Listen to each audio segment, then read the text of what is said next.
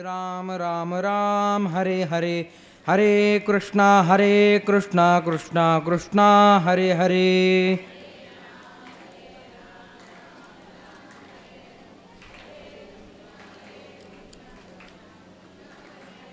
हरे राम राम राम हरे हरे, हरे कृष्णा कृष्णा कृष्णा हरे हरे.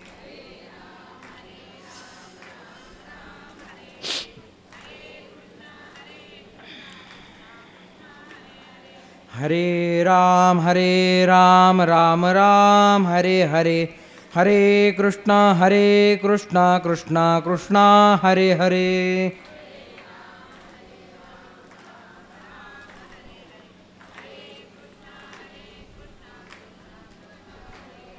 हरे राम राम राम हरे हरे, हरे कृष्णा कृष्णा हरे हरे.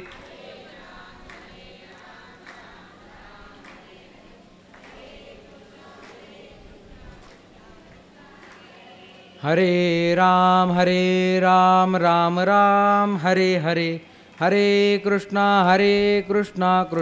कृष्णा हरे हरे. कुंडली गवरदा हरी विठ्ठल श्री ज्ञानदेव तुकाराम सद्गुरु गुंडा महाराज की जय. अखंडानंद रूपाय सौविज्ञान प्रदायिने भवध्वांत दिनेशाय गुंडाख्य गुरवे नमः. याही वरी पार्था माझी या भजनी आस्था, तया ते मी माथा मुकुट करी. चिदाकाशी एक तरंग उठला. सद्गुरु गुंडा महाराजांच्या चरित्राचं आपण गायन करीत आहोत. यथामथी यथाशक्ती आपण चिंतन करीत आहोत. कालावधी थोडाच राहिलेला आहे, उद्याचा दिवस आहे. त्यामुळे आज आपल्याला सद्गुरूंचा यात्रा संपवण्यासाठी म्हणून सद्गुरू चूडामणीनाथ तयार झाले. महाराजांनी त्याचं ते मार्गक्रमण ज्या पद्धतीत करायचं, शिवाला ज्या पद्धतीत भेटायचं आहे त्या पद्धतीचं मार्गक्रमण महाराजांनी चालू केलं.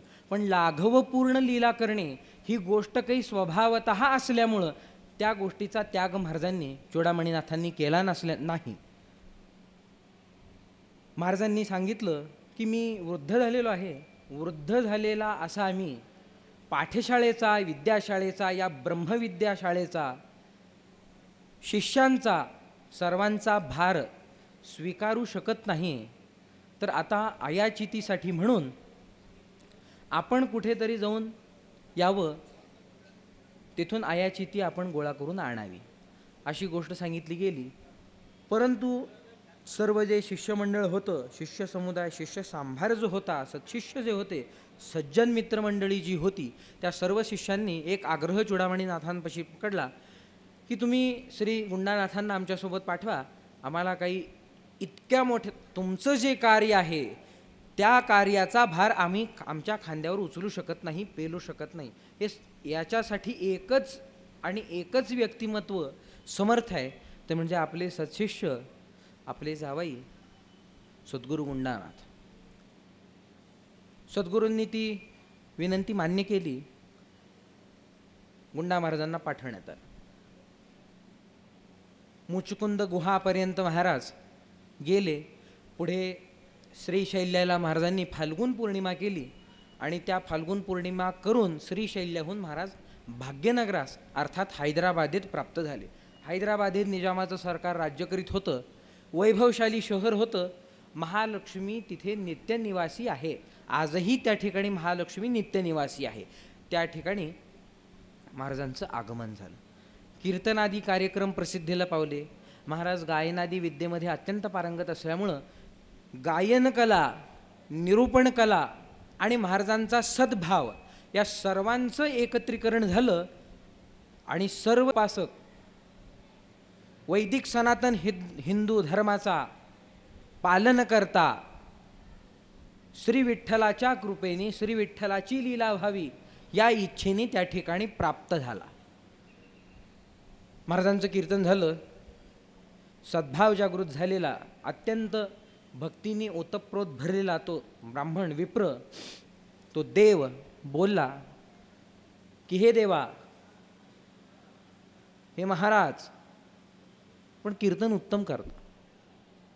सद्भाव जागृती होते, सद्भावाची अनुभूती येते. नुसते शब्दज्ञान मनारे घातक बहु आहे, या गोष्टीची आपल्या ठिकाणी ठाव ठिकाणी नाही. इथे नुसतं शब्दज्ञान नाही, इथे अनुभवाचं दान होतंय. अनुभव प्रत्येक गोष्टीचा येतोय. इतकं करीत असता इतकी मोठी उपासना चालू आहे, आणि त्यासाठी म्हणून आपण काही आयाचिती धारण करता, ही गोष्ट परमार्थाला बाधते असं त्या ठिकाणी सुनावण्यात आलं. अर्थात महाराज सद्गुरूंच्या प्रेरणेने, सद्गुरूंच्या आज्ञेप्रमाणे आयाचिती घेऊन सर्व गोष्टी करीत होते. आयाचितीसाठी या गोष्टी चालू होत्या असं म्हणता येत नाही. असा विचार करणारा दुष्ट, दांभिक, बुद्धीचा रोग झालेला व्यक्ती असतो. एक सत्पुरुष आहे, अनुभव देण्यात समर्थ आहे, व्यवहार संपन्न आहे, व्यवहार सिद्धी करोडोंची आहे, आणि तो क्षुल्लक कारणासाठी कीर्तनादी कार्यक्रमांचा व्यवहार करेल की काय, ही गोष्ट त्या ठिकाणी संभव नाही. पण महाराजांना ही गोष्ट लागली, जी म्हणून काही सामुग्री महाराजांच्या समोर उपस्थित झालेली होती. काही धन होतं, धान्य होतं. महाराजांनी कीर्तनादी कार्यक्रमासाठी आणलेले जे काही टाळ होते, मृदंग होता, सारंगीचा उल्लेख त्या ठिकाणी येतो. या सर्व गोष्टी महाराजांनी तत्क्षणी दान केल्या आणि वनात निघून गेले. संतप्त झालेले महाराज, गृहस्थी प्राप्त झालेले महाराज संन्यस्त वृत्ती धारण करून एका अरण्यात प्रवेश करते झाले. अरण्य निर्मनुष्य, भयाने युक्त, अभयी व्यक्तीलाही भय निर्माण करेल असं ते अरण्य. व्याघ्रादी पशूंचा मुक्त संचार त्या ठिकाणी असतो. कोणतीही व्यक्ती ज्या ठिकाणी सुरक्षित नसते, कोणताही जीव त्या ठिकाणी सुरक्षित नसतो, परंतु आनंदाने वास्तव्य करतो, अशा त्या अभय तनु धारण केलेल्या निर्भयारण्यात महाराजांनी प्रवेश केला. निर्भयी वृत्ती धारण करून महाराजांची संन्यस्त वृत्ती झाली. एक वेगळ्या प्रकारचं तेज महाराजांच्या ठिकाणी निर्माण झालं. एक वेगळी धार त्या ठिकाणी निर्माण झाली. एक वेगळा निश्चय त्या ठिकाणी झाला. हा निश्चय आकाशमार्गाने गमन करणाऱ्या महामुनी नारदांना दिसला.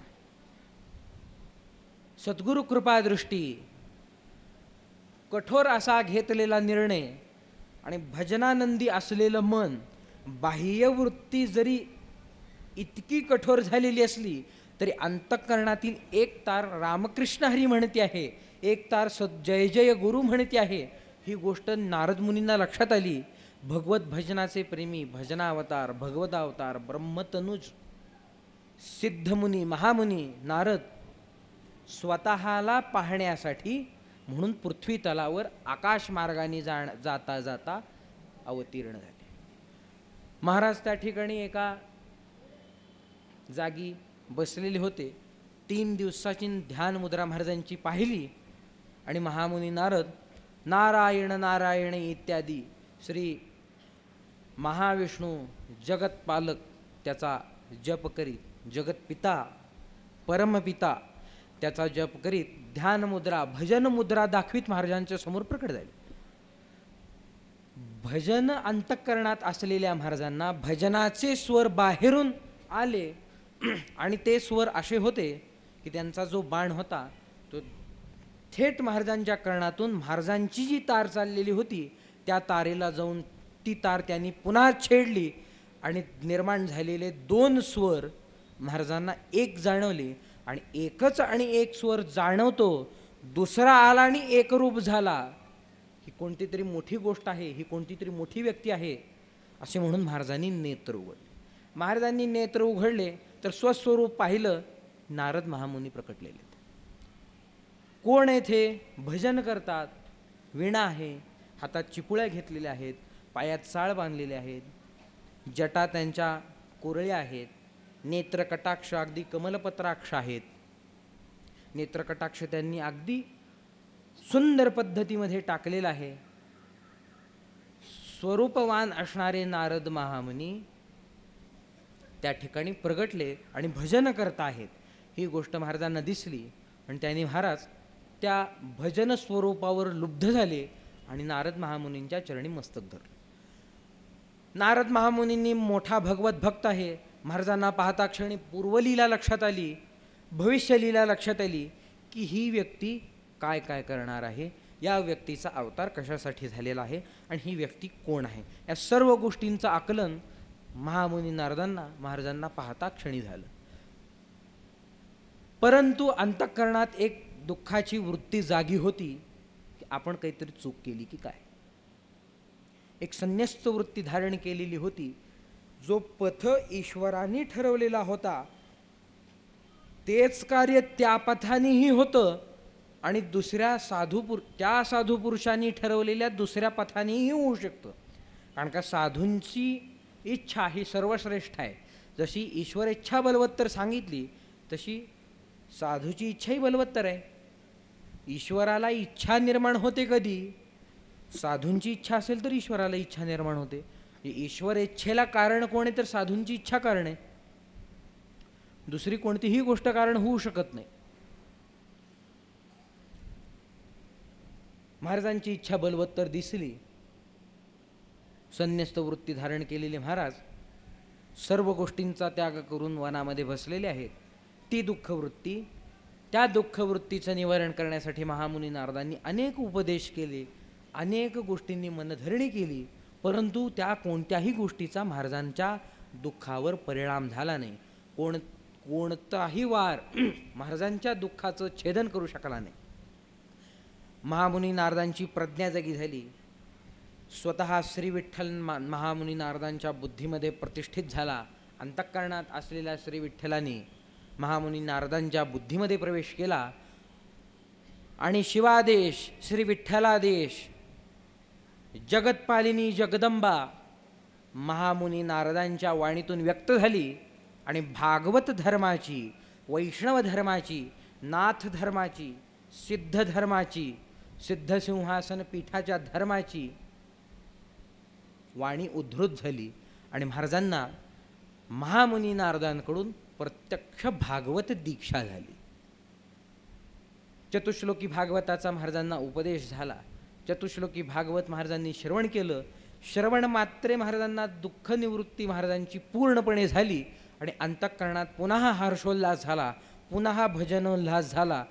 पुन्हा ज्या भजनोल्लासावर जे एक दुःखाचं काहीतरी आवरण आलं होतं ते दुःखावरण भागवत धर्मानी, भागवत धर्माच्या दीक्षेने नष्ट झालं आणि पुन्हा स्वस्वरूप, स्वभाव असणारं भजन पुन्हा व्यक्त झालं आणि त्या भजनाचा आनंद घेत महामुनी नारदांच्या चरणी पुन्हा मस्तक धरलं आणि महामुनी नारदांनी भागवताची परंपरा महाराजांना सांगितली. ती भागवताची परंपरा अशी की विश्वरूपाती निकट ती परंपरा आहे. विराट पुरुषांनी प्रथम विश्वोत्पत्तीच्या वेळी विश्वोत्पत्ती कशी करावी यासाठी ब्रह्मदेवाची उत्पत्ती केली आणि ब्रह्मदेव गोंधळात पडले की नक्की मला काय कार्य करायचं आहे, माझं कार्य काय, मी कशासाठी अवतीर्ण झालो आणि मी कोणतं कार्य केलं पाहिजेत, माझ्या अस्तित्वाची खूण काय. इतके हे गंभीर प्रश्न जे निर्माण झाले त्या गंभीर प्रश्नाच्या उत्तरासाठी, समाधानासाठी जी ब्रह्मदेवाकडून तपश्चर्या झाली त्या तपश्चर्येची फलस्वरूपता, त्या तपश्चर्येची फलदता म्हणून विराट पुरुषांनी अवतार धारण केला. विराट वाणी वदली आणि विराट वाणी सांगती झाली ते चतुश्लोकी भागवताचा उपदेश, ते भागवत धर्म सांगती झाली. त्यांनी ब्रह्मदेवाचाही संशय दूर झाला, स्वतःच्या अस्तित्वाची साक्ष पटली, मी कशासाठी अवतीर्ण झालो आहे या गोष्टीची त्यांना खात्री झाली, कोणते कार्य करायचं आहे ही गोष्ट त्यांना समजली आणि त्या पद्धतीमध्ये त्यांनी हे जगडंबर पूर्णपणे मायाशक्तीच्या योगाने रचलं. विराट पुरुषापासून ब्रह्मदेवाला ही दीक्षा. ब्रह्मदेवाचे मानसपुत्र नारद महामुनी त्यांनाही भागवत असं सांगतं. भक्ती होती, तिला दुःख प्राप्त झालं होतं, ज्ञान आणि वैराग्य तिचे पुत्र, माता तरुण आहे, आणि ज्ञानवैराग्य तिचे पुत्र तिच्यापासून उत्पन्न झालेले, अर्थात तिच्यापेक्षा कमी असणारे हे वृद्ध आहेत. एक विचित्र घटना दिसली आणि त्या भक्ती नावाच्या देवीपाशी महामुनी नारद गेले असता नारदांनी प्रश्न केला की हे भगिनी, हे माते, की आपण का शोक करीत आहात? हे कोण आहेत? हे मूर्छित अवस्थेत का पडलेले आहेत? त्यावेळी भक्तीने स्वतःची जी काही व्यथा होती ती नारदांना सांगितली गेली. नारदांनी निश्चय केला की तुझा प्रचार प्रसार, तुझी प्रतिष्ठा या जगामध्ये, या सृष्टीमध्ये मी करेन. हे नारदांनी सांगितलं. काय करायचं? नारदही दुःखात पडले. अनेक प्रयास केले, यज्ञयागादी कर्म झालं, अनेक उपदेशासन झालं, अनेक उपासना झाल्या, परंतु भक्तीची प्रतिष्ठा काही होणे संभव नाही. काय करावी गोष्ट? त्यावेळी व्यास महामुनींचं आणि सनत कुमारांचं आगमन झालं. सनत कुमारांनी नारदांना सांगितलं, पूर्वी जे आपण ब्रह्मदेवाकडून जे भागवत श्रवण केलं त्या भागवताचा उपदेश पुन्हा करा, म्हणजे भक्तीची प्रतिष्ठा होईल. भक्तीच्या प्रतिष्ठेसाठी, भक्तीवर आलेलं आवरण घालवण्यासाठी भागवत धर्म श्रेष्ठ आहे, भागवत धर्म तीव्र आहे. भागवत हे एक अत्यंत महत्त्वाचा रामबाण आहे. ते भागवत याच्यासाठी म्हणून ब्रह्मदेवाकडून नारदांना आलं आणि नारदांकडून थेट गुंडा महाराजांना त्याची दीक्षा झाली. म्हणजे परंपरेचे आचार्य, भागवत धर्माच्या परंपरेचे आचार्य गुंडा महाराजांना कोण लाभले? गुरुपरंपरा काय? तर प्रथम विश्वपुरुष विराट पुरुष, द्वितीय ब्रह्मदेव, तृतीय ब्रह्मतनुज नारद महामुनी आणि चतुर्थ असणारे गुंडा महाराज. ही इतकी विश्वरूपाती निकट असणारी परंपरा, ज्या भागवत दीक्षेने विश्वरूपालाच साद घालायची, ती साद घालण्याची परंपरा ही विश्वरूपाच्या जवळची निघाली, अत्यंत जवळची निघाली. सगळीकडून महाराजांचा योग आला, पुन्हा हर्षोल्लास झाला आणि गुरुग्रामी सद्गुरु नामाचा जप करीत महाराज सद्गुरूंच्या ग्रामाला प्राप्त झाले. सद्गुरूंच्या ठिकाणी पुन्हा सेवावरती झाले.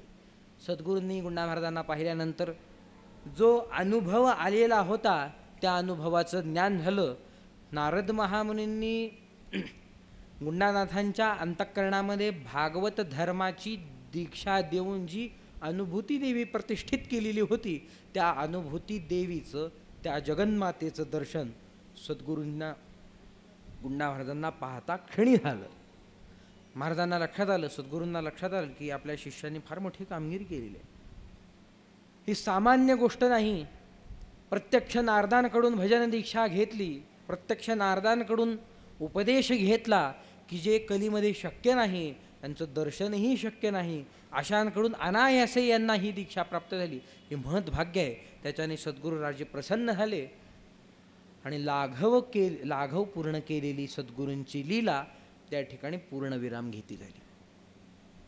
हे होतं न होतं तोच तर महाशिवरात्रीचा सद्गुरूंचा ठरलेल्या नियमाप्रमाणेचा उत्सव आला. उत्सवामध्ये अनेक मंडळी आली. महाराज सद्गुरूंच्या ठिकाणी पूर्णवेळ कार्यकर्ते असल्या कारणानं प्रत्येक वेळी जे जे काम करावं, जे जे काम लागेल ते करणं हा एक निश्चय त्यांनी केलेला होता. त्या निश्चयाची आता परीक्षा होती की काय करावं. सर्व गोष्टींचं सगळीकडे लागलेलं नियोजन पाहिलं. एक गोष्ट मात्र राहिली होती. ती गोष्ट म्हणजे अनेक भोजनपंक्ती उठणार होत्या, अनेक लोक जेवणार होते,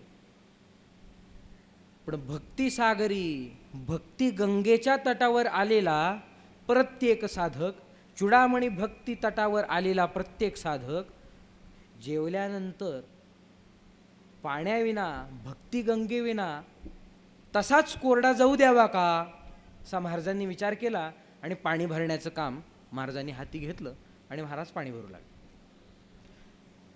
दिवस झाला, पाणी भरणं चालूच आहे. हजारो लोक यावेत, जेवून जावेत. पाण्याची कमतरता भासू न देण्यासाठी गंगेस जावं, पाणी आणावं आणि घरामध्ये जे काही साधन सामुग्री असेल त्या ठिकाणी पाण्याचा साठा करावा. इत्यादी गोष्टी होऊ लागल्या. होता होता होता संध्याकाळ झाली. संध्याकाळ झाली, ब्रह्मवृंदांची भोजनं झाली, शिवोपासकांची भोजनं झाली, शक्तिउपासकांची भोजनं झाली, ब्रह्मोपासकांची भोजनं झाली, वैष्णवांची भोजनं झाली, शिष्यांची भोजनं झाली, गुरुभक्तांची भोजनं झाली. पण गुरुभक्त शिरोमण्याचं भोजन बाकी होतं. मुकुटमणी राहिला. सालंकृत झालेल्या चूडामणी महाराजांना लक्षात आला, रे मुकुट कुठतरी राहिलाय. मुकुटाच्या शोधात निघाले आणि त्यांना लक्षात आलं की हे गुंडानाथ काही जेवलेले नाहीत. अर्धवट स्वतःचं पान ठेवलं आणि महाराज उठले. गुंडा महाराजांना थांबवलं, या आता पाणी भरू नका, सगळ्यांची जेवणं झालेली आहेत, बाकीचे काम करतील, आपण प्रसाद ग्रहण करा. महाराजांना जवळ बसवलं. त्यांचं पान वाढलेलं आहे. महाराजांनी लहान बालकाला ज्याप्रमाणे आई कालवून भरते त्या पद्धतीमध्ये सर्व गोष्टींची तयारी केली आणि स्वहस्ते महाराजांच्या मुखामध्ये तो प्रसाद कवळ महाराजांनी स्थापित केला. तो कवळ जातो न जातो ती क्रिया सद्गुरूंची पाहूनच, सद्गुरूंच्या नेत्रकटाक्षामधून येणारी ती भक्तिगंगा पाहूनच महाराजांच्या नेत्रातून गुरुभक्ती गंगेचं प्रकटीकरण झालं आणि त्याचा अभिषेक गुरुचरणी झाला. गुरुचरणावर झालेला अभिषेक ह्यांनी अत्यंत उल्लसित झालेले सद्गुरू महाराजांना पूर्ण जेवण करते झाले. पूर्ण जेवण झालं. स्वमुखीचा घासही महाराजांनी भरवला. पुन्हा महाराजांची नित्य तृप्तता झाली आणि महाराज पुन्हा भक्तिगंगेमध्ये उडी घेते झाली. भक्तिगंगेमध्ये पोहावं की पोहावं नाही हा एक विषय असतो. भक्तिगंगेमध्ये पोहायचं का बुडी घ्यायची का बुडून जायचं, काय केलं पाहिजे हा एक प्रश्न असतो सगळ्यांना. ढकललं म्हणजे पोहता येतं असं म्हणतात, पण पोहण्याची जागा निरळी असते आणि बुडण्याची जागा निरळी असते.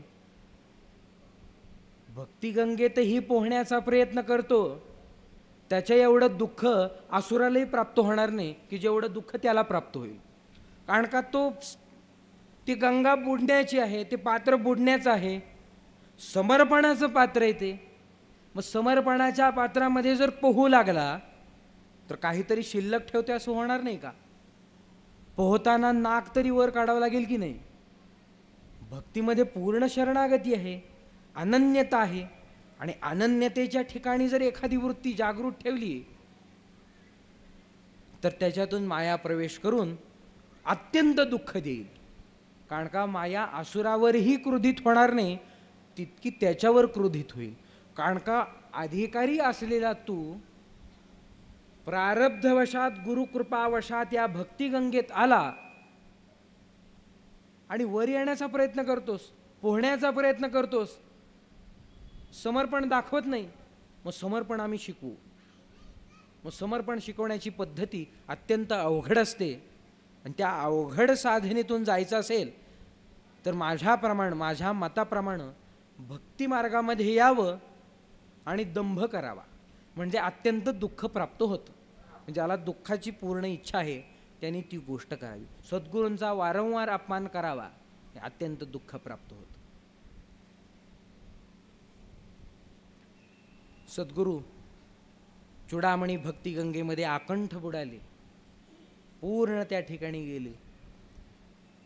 महाशिवरात्रीचा उत्सव झालेला आहे. महाशिवरात्रीचा उत्सव झाल्यानंतर काही दिवस जातात आणि चूडामणी महाराज आणि त्यांच्या पत्नी लक्ष्मी माता कैलासगमन करावं या दृष्टीने, या विचाराने तयार होतात. भाद्रपद शुद्ध षष्ठीला चूडामणी महाराजांनी देहत्याग केला, समाधी महाराजांनी घेतली.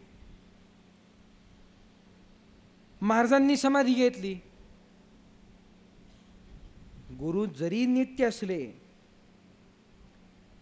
शरीर धर्मानी ज्या गुरूंना आजपर्यंत या नेत्रांनी पाहिलं ती गुरुमूर्ती आज दिसत नाही, प्रत्यक्ष दिसत नाही, ध्यान मार्गाचा अवलंब करून आठवावी लागते, डोळे बंद करावे लागतात, जी प्रत्यक्ष नजरेने दिसत होती. प्रत्यक्ष नजरेने न दिसता अंतःकरणाच्या दृष्टीने पाहायचं, ही गोष्ट महाराजांना सहन झाली नाही. म्हणून महाराज गुरुग्रामातून देवपुरावर रुष्ट होऊन देवपुराचा त्याग करण्याचा महाराजांनी निर्णय घेतला. महाराजांचं मन आता तिथे रमना. महाराजांनी हे गाव सोडायचं असा निर्णय घेतला. हा निश्चय देवपुराहून पंढरीला गेला. पंढरीच्या श्री विठ्ठलाला ही गोष्ट कळली की निश्चय झाला, मजसाठी लीला करण्याची स्थिती, ती भूमी स्वतः महाराजांनी तयार केलेली आहे. म्हणून श्री विठ्ठल लीला करण्यासाठी महाराजांच्या गृही विप्रवेश धारण करून आलेला आहे.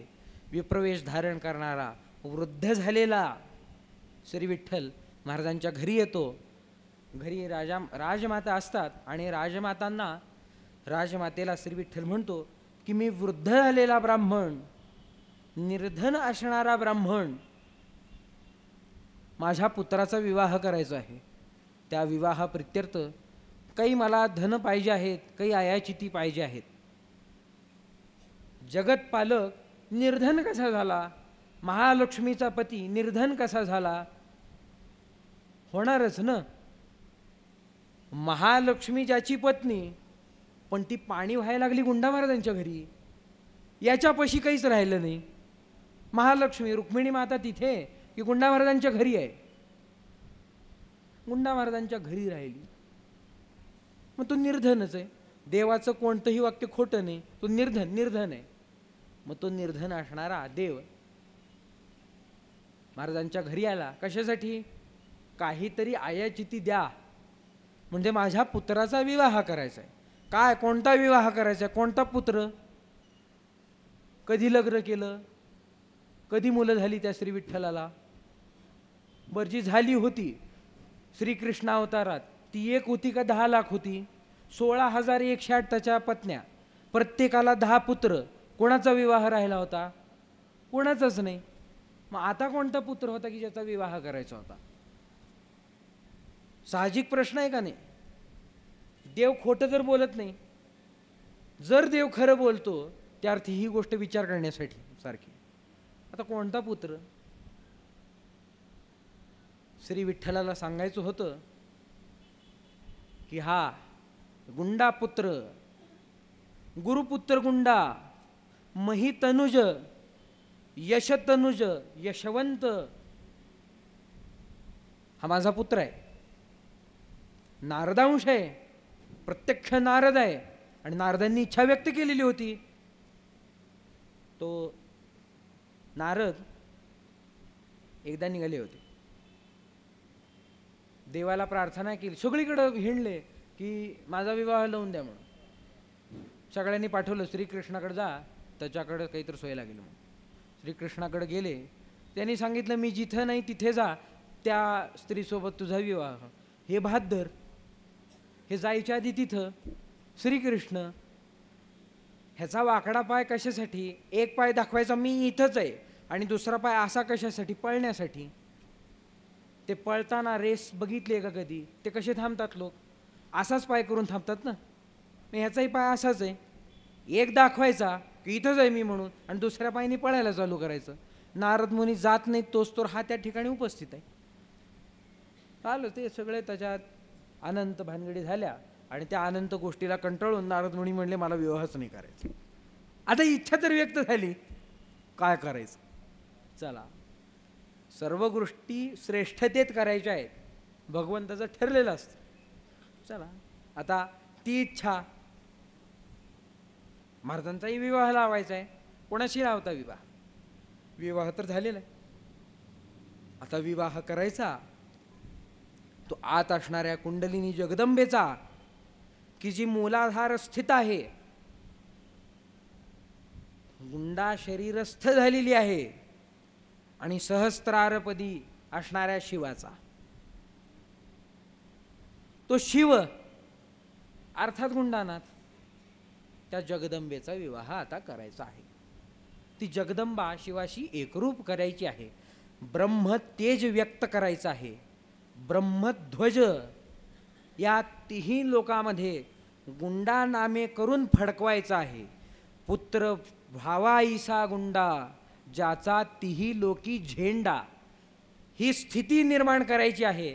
त्यासाठी म्हणून भगवंत स्वतःपाशी काही नाही, म्हणून महाराजांकडूनच की पुढे आपल्यासोबत कोणती लीला करायची आहे याचं दान मागण्यासाठी राजाई मातेसमोर सांकेतिक रूपामध्ये धन मागतो. धन मागितलं. श्री विठ्ठलाचं स्वरूप, श्री विठ्ठल ध्यानी रत असणारी राजाई माता श्री विठ्ठलाला ओळखती झाली. काहीही न बोलता घरामध्ये असणारी नथ दिली गेली.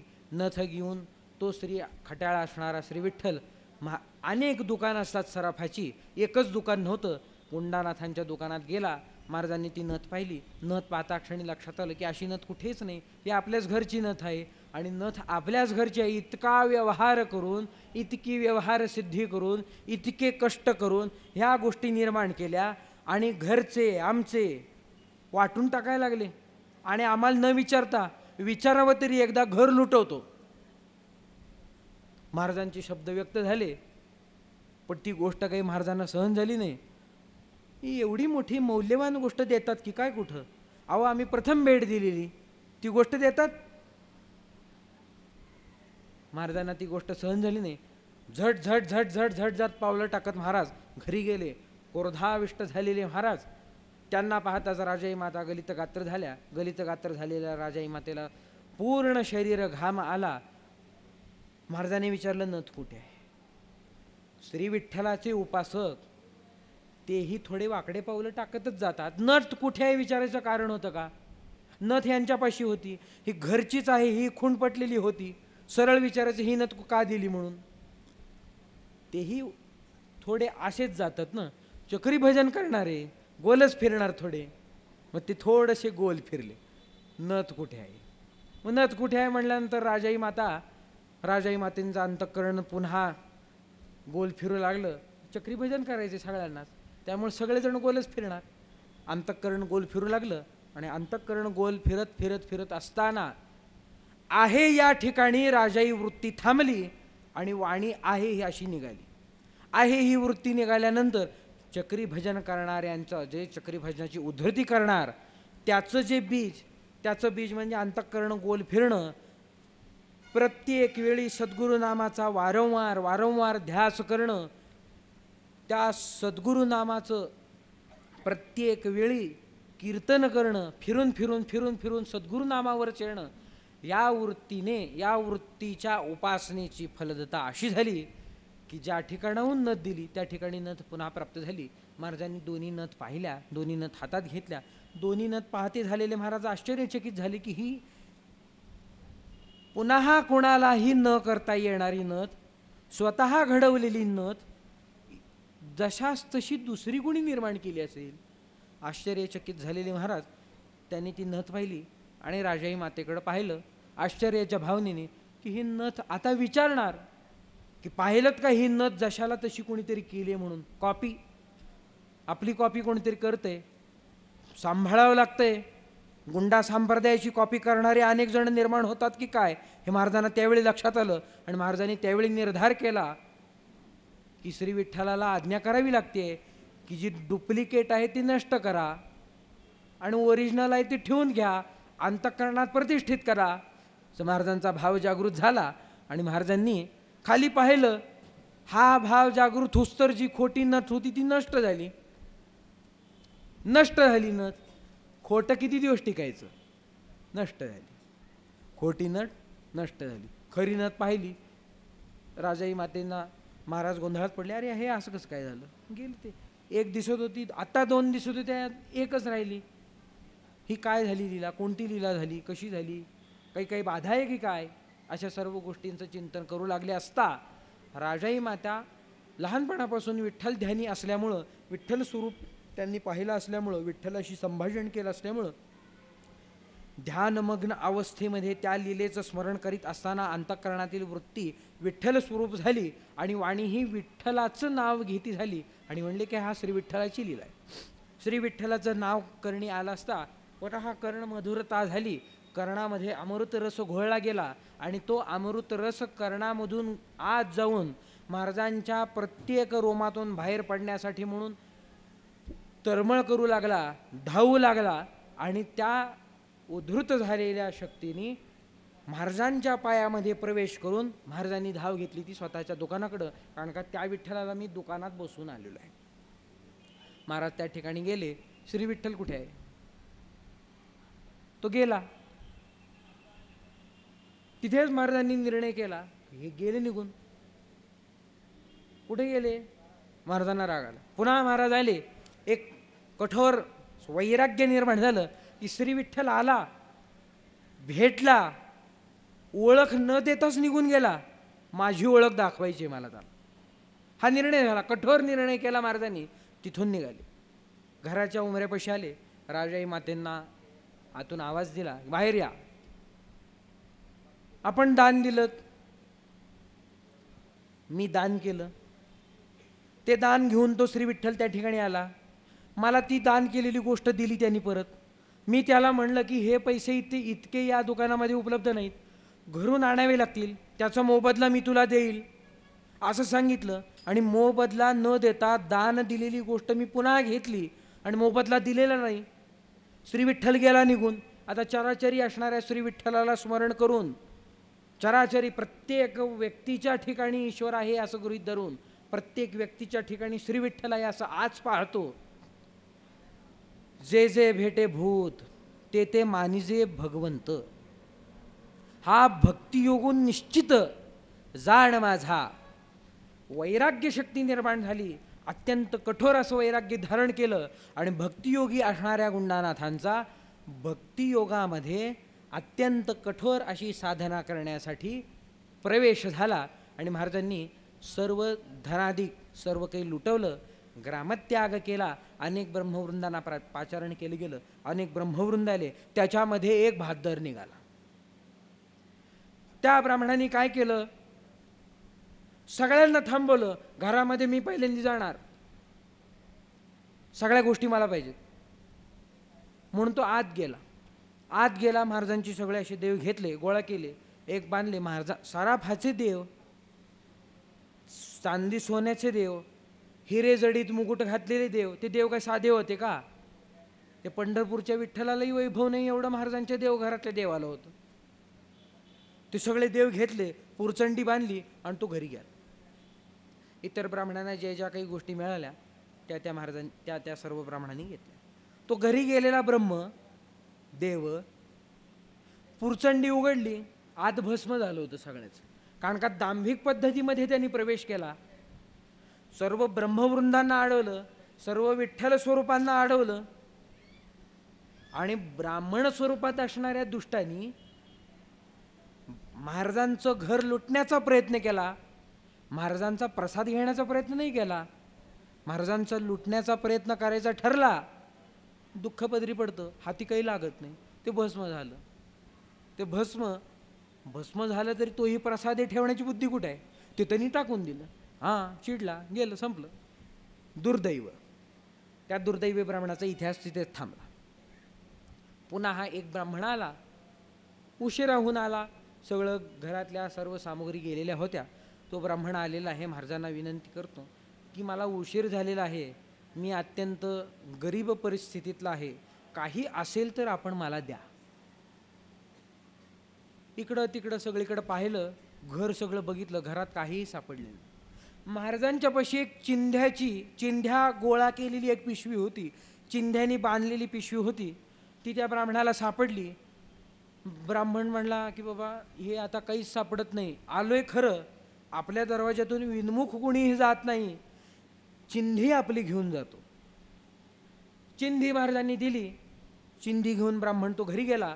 घरी गेलेल्या ब्राह्मणांनी ती चिंध्याचं गाठोडं उघडलं तर आत त्याला सगळे रत्न सापडले. धनवान झाला तो ब्राह्मण. कारण का महाराजांचा कृपा प्रसाद घेतला ना त्यांनी, महाराजांचं चौर्य नाही केलं, महाराजांची कृपा घेतली. महाराजांची विनवणी केली, महाराजांच्या चरणाशी लागला. सद्गुरू चरणाशी लागल्यानंतर काय होतं? राजियाची कांता काय भीक मागे. झालं, त्याला पाहिजे होतं ते भेटलं. तो ब्राह्मण धनवान झाला. पुन्हा एक स्त्री, ब्राह्मण स्त्री त्या ठिकाणी आली. त्या ब्राह्मणानंतर आली.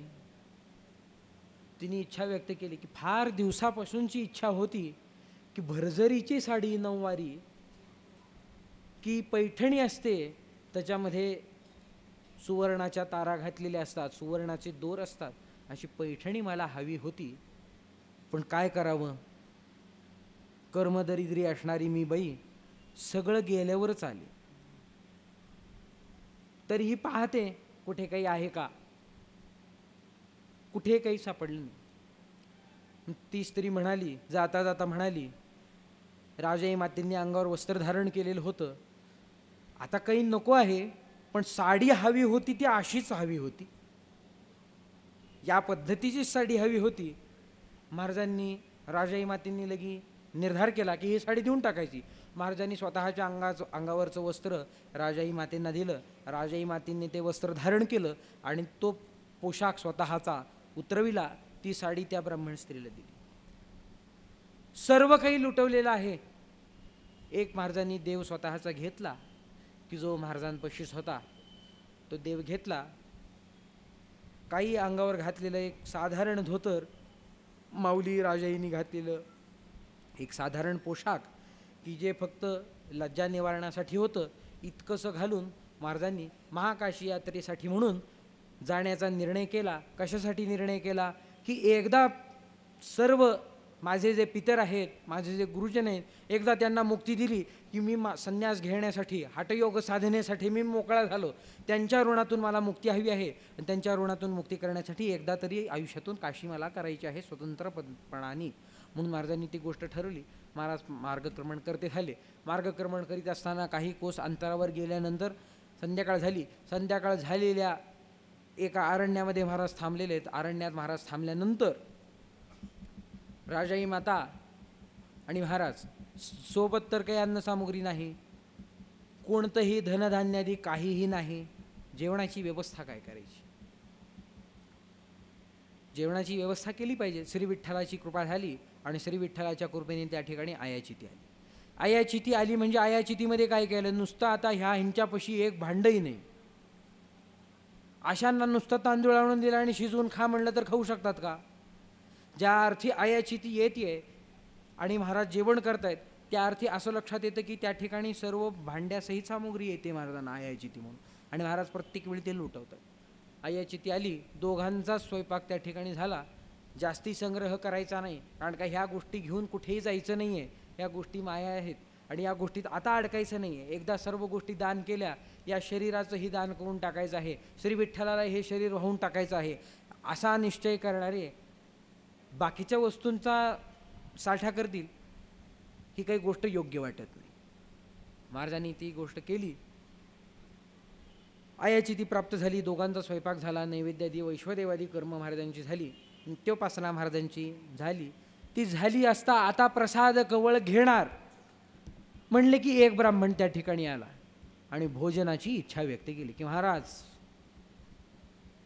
2 दिवसापासून जेवण न केलेला ब्रह्मवृंद आहे मी. आपल्या ठिकाणाहून कोणी विनमुख जात नाही. आपल्या हातचा प्रसाद मात्र आम्हाला हवा आहे. मग प्रसादाची इच्छा केलेल्या ब्राह्मणाला ताट वाढण्यात आलं.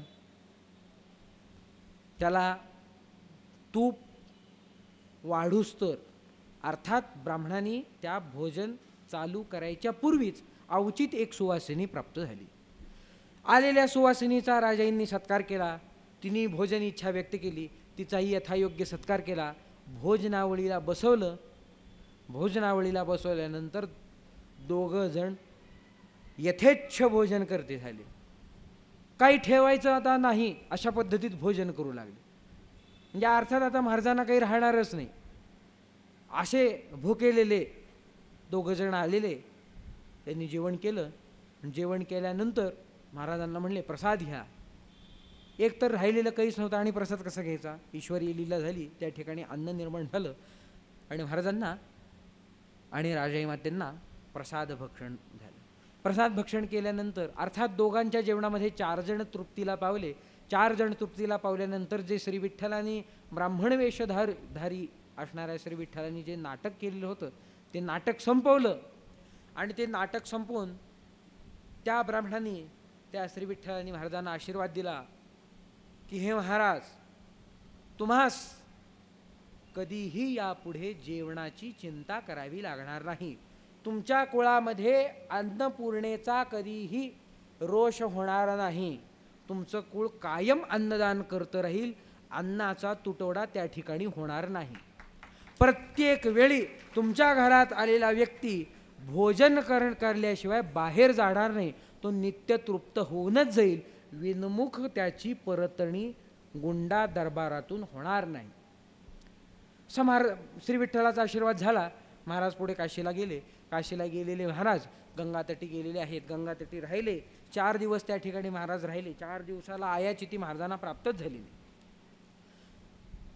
काही सज्जन मित्रमंडळी, सज्जन सावकार लोक, ग्रामस्थित महाराजांच्या असणारे, महाराजांनी धनधान्याचा त्याग केलेला आहे या गोष्टी पाहून त्यांना व्यथा निर्माण झाली आणि त्यांनी 2000 रुपयांची धन एकत्र केलं, वर्गणी एकत्र केली आणि महाकाशीला येऊन महाराजांच्या पुढे ती 2000ची राशी ठेवली गेली.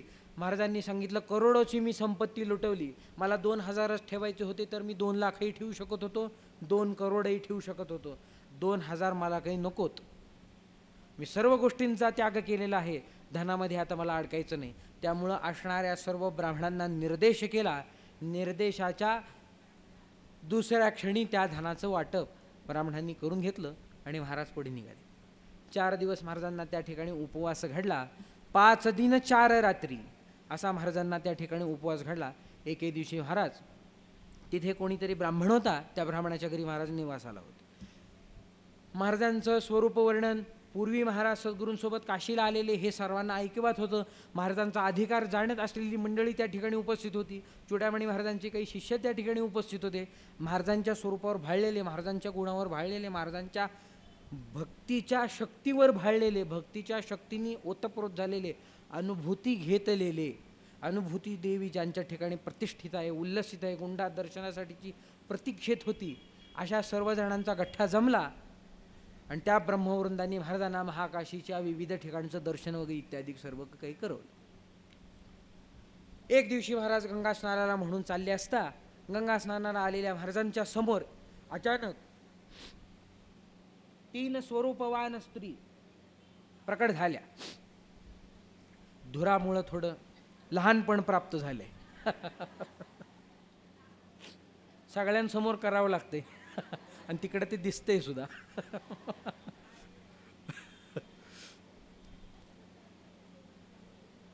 महाराजांच्या समोर गंगा स्नानाला गंगातटी महाराज आलेले आहेत. गंगातटी आलेल्या महाराजांच्या समोर आता गंगेच्या पाया पडणार. पाया पडून एक नियम असतो, कोणत्याही तीर्थाला जाताना, स्नान करण्यासाठी जाताना त्या गंगेच्या तीरावर गेल्यानंतर, त्या तीर्थाच्या तीरावर गेल्यानंतर त्या नदीच्या, जिथून नदी चालू होते, जिथून ते तीर्थ चालू होतं त्याचं दर्शन घ्यावं, मस्तकी ते जल धारण करावं, विनम्र व्हावं आणि त्या तीर्थक्षेत्रामध्ये, त्या नदीमध्ये प्रवेश करावा. त्या गोष्टींचं अनुकरण महाराज करू लागले. तो नियम महाराज पाळते झाले. महाराजांनी ते तसं दर्शन केलं आणि वर पाहते तर 3 स्वरूपवान सुंदर असणाऱ्या स्त्री त्या ठिकाणी उपस्थित झाल्या. स्वरूपवान आहेत पण एक दिव्य तेज त्यांच्या ठिकाणी होतं, एक देवत्व त्यांच्या ठाई लपलेलं होतं. हे महाराजांच्या नजरेतून काही लपलं नाही. महाराजांना ते दिसून आलं की हे दिव्यता आहे, ही गोष्ट अत्यंत महत्त्वाची आहे. ह्या साधारण स्त्रिया कोणी नाहीत. महाराजांनी त्यांना विचारलं की आपण कोण आहात, या क्षेत्रामध्ये काय करता, या क्षेत्रात कशा आलात. महाराजांना त्या 3 स्त्रिया सांगत्या झाल्या की मी गंगा, यमुना आणि सरस्वती अशा आम्ही 3 आहोत. आम्ही या ठिकाणी सज्जन, भक्त, साधू, महात्मे जे कोणी येतात, जे दीनदुबळे येतात, जे दीनानाथ येतात, दीन वेगळा आणि दीनानाथ वेगळा,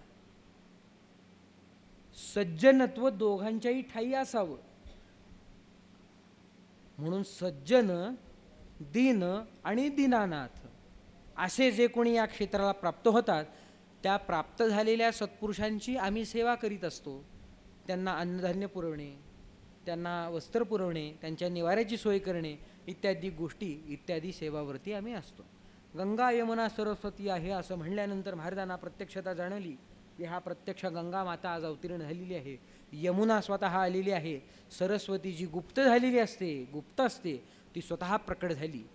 महाराजांनी आणि राजाई मातेंनी त्यांचं दर्शन घेतलं. महाराजांच्या पूर्वजन्माचं कथन या तीन माता त्या ठिकाणी करत्या झाल्या.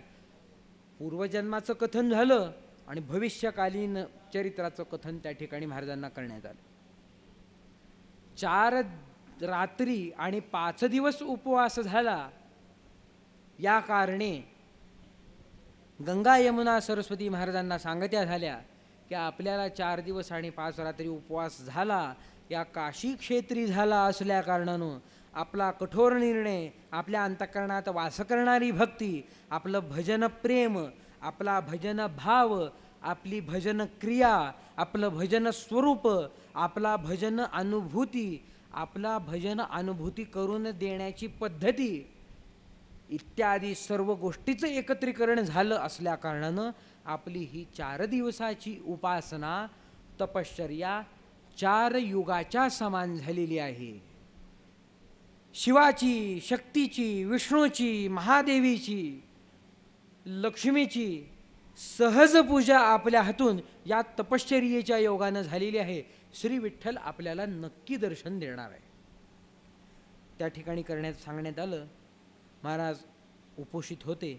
उपोषित असणाऱ्या महाराजांना एक ब्राह्मण, सकाळपासून महाराज कुठे आहेत, दुपारी येणार, संध्याकाळ होण्याची वेळ आली, ब्रह्मवृंद तिकडं खोळंबलेले आहेत. आदरार्थी भावना महाराजांच्या ठिकाणी असल्यामुळं महाराजांची प्रतीक्षा करताहेत, पण महाराज अजून येत नाहीत, कुठे गेले या शंकेने तो ब्राह्मणाला महाराजांना पाहता झाला, गंगा यमुना सरस्वतींना पाहता झाला. त्याच्या मात्र लक्षात आलं नाही की या कोण आहेत. महाराजांना विनंती केली की या भोजन तयार आहे, पण आपण या ठिकाणी आलेला नाही. अनेक शिष्य समुदाय, अनेक सज्जन समुदाय त्या ठिकाणी गोळा झालेला होता. तितकी काही सामग्री तयार नसल्यामुळं गंगा यमुना सरस्वती या 3 मातेंनी आयाचिती प्रदान केली. राजाई मातेने स्वयंपाक सिद्धी केली. स्वयंपाक सिद्धी झाल्यानंतर महाराजांना यथोचित सत्कारपूर्वक महाराजांच्या भोजनाची व्यवस्था 3 मातेंनी केली आणि त्या 3 मातेंनी दिलेल्या आयाचितीची स्वयंपाक सिद्धी करून राजाई मातेंनी महाराजांना भोजन श्री विठ्ठल प्रसाद महाराजांना दिला आणि महाराजांनी तो प्रसाद ग्रहण करून तृप्ती अनुभवली. अशी तृप्ती अनुभव केलेले महाराज पुन्हा गंगातटी ज्यावेळी स्नानासाठी आले, स्नानासाठी आलेल्या महाराजांच्या समोर अचानक एक ब्राह्मण श्री विठ्ठल पुन्हा लीला करण्यासाठी ब्राह्मण वेशधारी स्वरूपात आला की तो ब्राह्मण आता पूर्वीचा थोडासा वृद्ध होता, पण त्याला चालता येत होतं. मानेतून वाकलेला होता आणि मान हलणारा होता. आताचा जो ब्राह्मण होता आलेला, तो थोडा अजून विचित्र स्वरूप धारण केलेला होता. म्हणजे आपल्यासारख्यालाही दया यावी असा तो ब्राह्मण होता. कमरेत वाकलेला आहे, रोग प्राप्त झालेला आहे, पूर्ण थरथर तो आहे, गुडघ्याच्या वर वस्त्र नेसलेलं आहे, बोलताना सुद्धा लाळ गळते आहे. असा काठी टेकीत टेकीत टेकीत आलेला ब्राह्मण महाराजांना म्हणू लागला की काय फार लांबून आलो, आपलं नाव ऐकलं होतं की आपण कोणालाही विनमुख पाठवत नाही, मी वृद्ध झालेलो आहे, जेवणाची माझी आबाळ आहे, कुणीही मला माझ्या अशा ह्या स्वरूप सुंदरतेमुळं कुणीही जेवायला देत नाही, दरवाजातही कुणी उभं करत नाही मला, पण आम्हाला विनमुख पाठवत नाही. त्यामुळं आपल्याला मी इच्छा व्यक्त करतो, आपल्याला विनंती करतो की आपण मला काहीतरी द्यावं, आपण मला काहीतरी प्रदान करावं. महाराज म्हणले काहीच नाही माझ्यापाशी. त्यावेळी तो ब्राह्मण म्हणला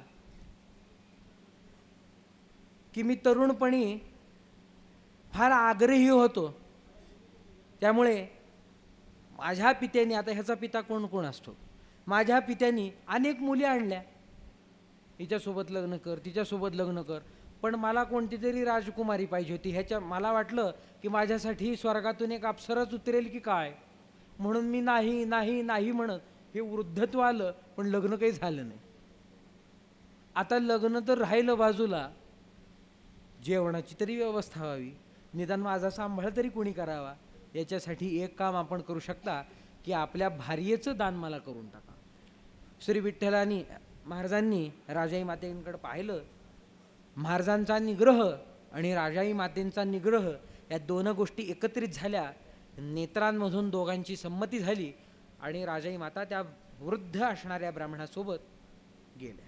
वृद्ध असणाऱ्या ब्राह्मणाने, आता तो थकत आलेला ब्राह्मण, काठी टेकवत, ज्याला 10 फूट चालायला अर्धा तास लागतो असा ब्राह्मण, माता सोबत आहे म्हणलं की पळत सुटला आणि एका अरण्यात मातेला घेऊन गेला, एका गुहेत ठेवलं आणि लुप्त झाला. तिकडे ते गेले. राजाई माता बसल्या. ब्राह्मणही नाही, ज्या ब्राह्मणाला दान केलं की जो आता आराध्य, तो आराध्यही गेला पूर्वीच, आणि सद्गुरू गुंडाराम तेही दिसत नाहीत. आता काय करायचं? ध्यानमग्न झाल्या, भावमग्नता झाली, आर्तता निर्माण झाली आणि सद्गुरूंचा आणि श्री विठ्ठलाचा धावा चालू झाला. ती भावावस्था, ती आर्तता श्री विठ्ठलांनी पाहिली आणि श्री विठ्ठलाला घाम निर्माण झाला की हे असले भक्त कसे. मला निर्धार पाहायचा होता की मी ह्यांना मोकळं सोडलं, एकटं सोडलं की ह्या परत जातात की काय, पण मी ज्या ठिकाणी ह्यांना बसवलं तिथून ह्या थोडेही हल्ल्या नाहीत.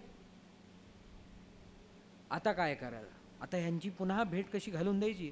पुन्हा तो ब्राह्मण महाराजांना प्राप्त झाला. महाराजांच्या ठिकाणी उभारलेला ब्राह्मण भिक्षांदेही अशी वाणी झाली. ध्यानमग्न भजनमग्न झालेल्या महाराजांनी नेत्र उघडले. त्या ब्राह्मणाला पाहिलं की हे ब्रह्मदेवा, माझ्यापाशी असलेलं सर्व काही दान केलं, माझ्यापाशी काहीही राहिलेलं नाही, आपण पुन्हा आलात, मी आपली काय सेवा करू शकतो? श्री विठ्ठलांनी सांगितलं की अजून एक गोष्ट राहिली आपल्यापाशी.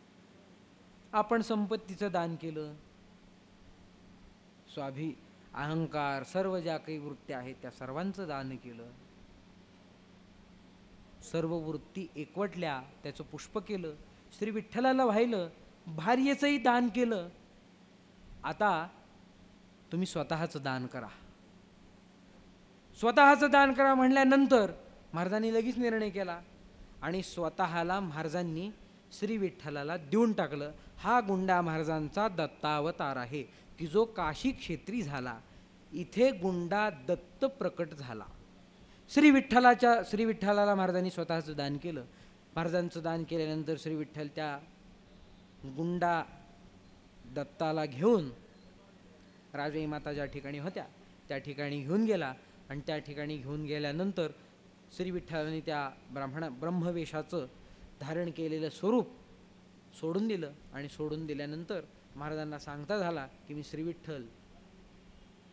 आता श्री विठ्ठल कोटला हे नाही सांगितलं, मी श्री विठ्ठल. महाराजांना लक्षात आलं की हा श्री विठ्ठल आहे, पण त्याचं जे मूळ स्वरूप आहे ते मूळ स्वरूप अजून दाखवलंच नाही त्यांनी, वेगळं स्वरूप दाखवलं. महाराजांना भाव निर्माण झाला आणि श्री विठ्ठलांनी सांगितलं की आपण ज्याची चिंता करीत होता की राजाई मातेंचा निग्रह किती आहे, राजाई माता हठयोग साधनेसाठी तयारी दाखवू शकतात की दाखवू शकत नाही, राजाई मातेंच्या मनामध्ये अजूनही काही लवलेश आहे का पूर्ववैभवाचा, ही गोष्ट दाखवण्यासाठी म्हणून राजाई मातेंना मी एकटं केलं आणि एकटं केलेल्या राजाई मातेंचा निर्धार पहा की त्या तुमचा धावा करीत बसलेल्या आहेत, माझा धावा करत आहेत. धनधान्याची एकाचीही त्यांनी इच्छा व्यक्त केलेली नाही, एका ठिकाणाहून हललेलेही नाहीत. तो निर्धार पाहिला, महाराजांना खात्री पडली की ह्या माझ्यासोबत साधना करण्यासाठी योग्य आहे. श्री विठ्ठलांनी सामुद्रिक चिन्ह पाहिलं. श्री विठ्ठलांनी महाराजांना आदेश केला की आपण स्वग्रामी उदयगिरी या ठिकाणी जा,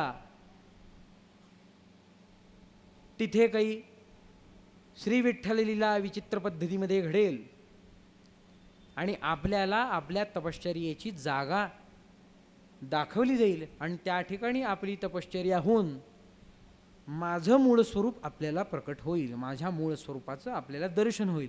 तत्पूर्वी नारद महामुनींचंही दर्शन पुन्हा आपल्याला होईल. एक साधू महात्मा आपल्याला पुन्हा भेटेल आणि जो आपल्याला या कलियुगातून तरुण जाण्याचा, कली संतरणोपनिषदात सांगितल्याप्रमाणे भजनमेव कारणम इत्यादिकांप्रमाणे भजनमेव साधनम या वचनांप्रमाणे भजन मार्गाचा उपदेश करेल. आणि त्या भजन मार्गाच्या उपदेशाची इच्छा करणाऱ्या महाराजांना श्री विठ्ठलाच्या या आज्ञेनंतर, श्री विठ्ठलाच्या गुप्ततेनंतर लगेचच साधू मुनी महामुनी नारदांची पुन्हा भेट झाली. विणा आणि चिपुळ्या घेऊन रामनामाचा जप करणाऱ्या त्या महामुनींची भेट झाली. ते महामुनी आले. महामुनी आल्यानंतर महाराजांना पाहिलं. महाराजांनी प्रश्न केला. महाराजांना लक्षात आलं की श्री विठ्ठलांनी सांगितल्याप्रमाणे हा साधू, या साधू पुरुषाच्या प्रतीक्षेत मी होतो आणि त्या प्रतीक्षेचं आज फलश्रुती झाली आणि त्या फलश्रुतीचे दर्शन म्हणून या महामुनींची मी भेट करतो आहे. भेट झाली आणि तिथे प्रश्न केला की या कलियुगातून तरुण जाण्याचा मला मार्ग सांगा. महामुनी नारद नामस्मरणी सदा रत असणाऱ्या महामुनींनी महाराजांना रामा कृष्ण हरे मुकुंदा मुरारे अच्युता नर हरे नारायणा या महामंत्राचा उपदेश केला. आणि त्या महामंत्राच्या उपदेशानंतर महाराजांना स्वतःच्या गळ्यातला विणा आणि स्वतःच्या चिपुळ्या ह्या महाराजांना दिल्या आणि महाराजांना सांगितलं भजन करीत राहा. श्री विठ्ठलाचं नक्की दर्शन आपल्याला त्या ठिकाणी होईल. स्वग्रामी जा, उदयगिरीला जा, तिथे उदय होईल आणि त्या उदयाचा परिणाम गुंडा सूर्य तिथे प्रकट होईल आणि त्या गुंडा सूर्याच्या योगानं पंढरी प्रकाशित होईल आणि त्या पंढरीच्या प्रकाशाच्या उजेडामध्ये सद्गुरु गुंडा जे भक्त होतील, सद्गुरु गुंडाचे जे भक्त होतील ते दैदिप्यमान यशाला प्राप्त होतील, त्यांना तेजप्राप्ती होईल आणि गुंडा संप्रदाय या भूमीवर स्वतेजाने सिद्ध होईल. असं महामुनी नारदांनी सांगितलं. आणि महामुनी नारदांनी सांगितल्याप्रमाणे श्री विठ्ठलाज्ञा, महामुनी नारदांची आज्ञा, सद्गुरूंची इच्छा या सर्वांचं एकत्रीकरण झालं. त्रिगुणांचं एकत्रीकरण झालं, त्रिदेवांचं एकत्रीकरण झालं आणि त्रिदेवाच्या आज्ञेने अर्थात त्रिदेव एकत्र येतात तिथे दत्त प्रकट होतो. आणि हे स्वतःचं दान केलेले दत्त, तो दत्त, हे दत्त एकत्रित झाले आणि रामाकृष्ण हरी म्हणत उदयगिरीला प्राप्त झाले. उदयगिरीला महाराजांचा पूर्व वाडा होता की जो वाडा वैभवानी संपन्न होता, स्वतेजानी संपन्न होता. त्या वाड्यामध्ये महाराजांचं आगमन झालं. महाराजांच्या वाटेकडे डोळे लावून बसणारे तिथले जे पशु पक्षी होते, तिथले जे वृक्ष होते, तिथलं जे वृंदावन होतं, आई ज्या ठिकाणी बसून महाराजांना बसून खाऊ घालत होती, तो कोनाडा, तो पाट, ते देवघर, तो पलंग, तिथले असणारी ते सर, तिथली असणारी माती सर्व महाराजांच्या प्रतीक्षेत होती. महाराजांच्या येण्याकडे दृष्टी ठेवून होती. महाराजांचं आगमन झालं की पुन्हा पूर्ववैभव निर्माण झालं, पूर्वोल्हास पुन्हा झाला. उदयगिरीमध्ये नव्याने प्रथमतः गुंडा सूर्य प्रकटला. गुंडा सूर्याचं आगमन झालं, सुगंध दरवळला आणि उदयगिरी स्थित असणाऱ्या सर्व साधकांना, सर्व सज्जनांना एक दिव्य सुगंध दरवळतो आहे त्याची अनुभूती आली. आणि एक महान सत्पुरुष या ठिकाणी आला आहे की काय याची अनुभूती गुंडा महाराजांना न पाहता स्वतःच्या घरी बसून आली. महाराज त्या ठिकाणी आले. नित्य भजन करणे, नित्य उपासना करणे या सर्व गोष्टी प्रसिद्धीला गेल्या. महाराजांच्या स्वरूपाचं वैभव प्रकटलं, महाराजांच्या भक्तीचं वैभव प्रकटलं. अनेक साधू पुरुष, अनेक सज्जन, अनेक शिष्य सर्व त्या ठिकाणी एकत्रित झाले. एकत्रित झालेल्या सर्वांसोबत महाराज भजन करू लागले. अनेक शिष्यवर्ग महाराजांचा उदगीरमध्ये तयार झाला की जो नित्याने महाराजांच्या सोबत चक्री भजन करू लागला. नित्याने चक्री भजन करणाऱ्या या गावामध्ये, या सद्ग्रामामध्ये एक दुष्ट घटना घडली की जी महाराजांच्या कानावर नव्हती. एक पती मृत झालेल्या विप्र स्त्रीला अविवेकरूपी अंधकाराने घेरलं आणि सद्वृत्ती असणाऱ्या, मनामध्ये सद्वृत्ती असणाऱ्या, लहान सद्वृत्ती असणाऱ्या त्या सद्वृत्तीवर अविवेकी वृत्तीने, दांभिक वृत्तीने, कामादी दोषांनी प्रहार केला.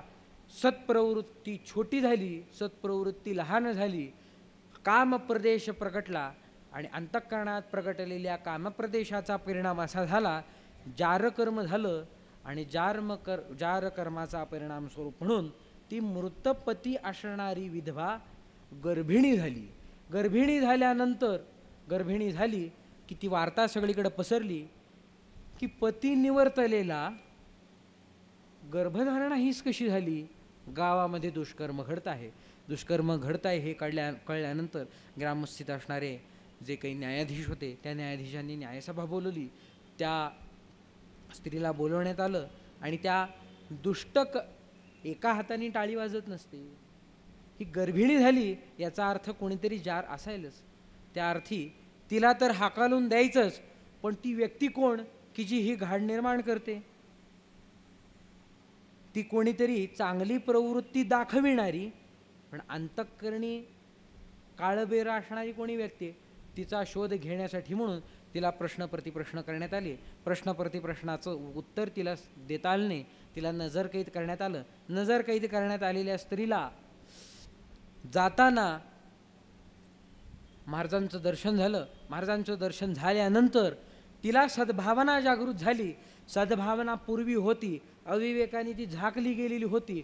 साधू पुरुषाचं दर्शन झालं, तो अविवेक संपला आणि सद्भावना त्या ठिकाणी उद्धृत झाली. त्या सद्भावनेचा परिणाम स्वरूप म्हणून महाराजांचं दर्शन घ्यावं असं तिने ठरवलं. महाराजांचं दर्शन घेण्यासाठी ती गेली.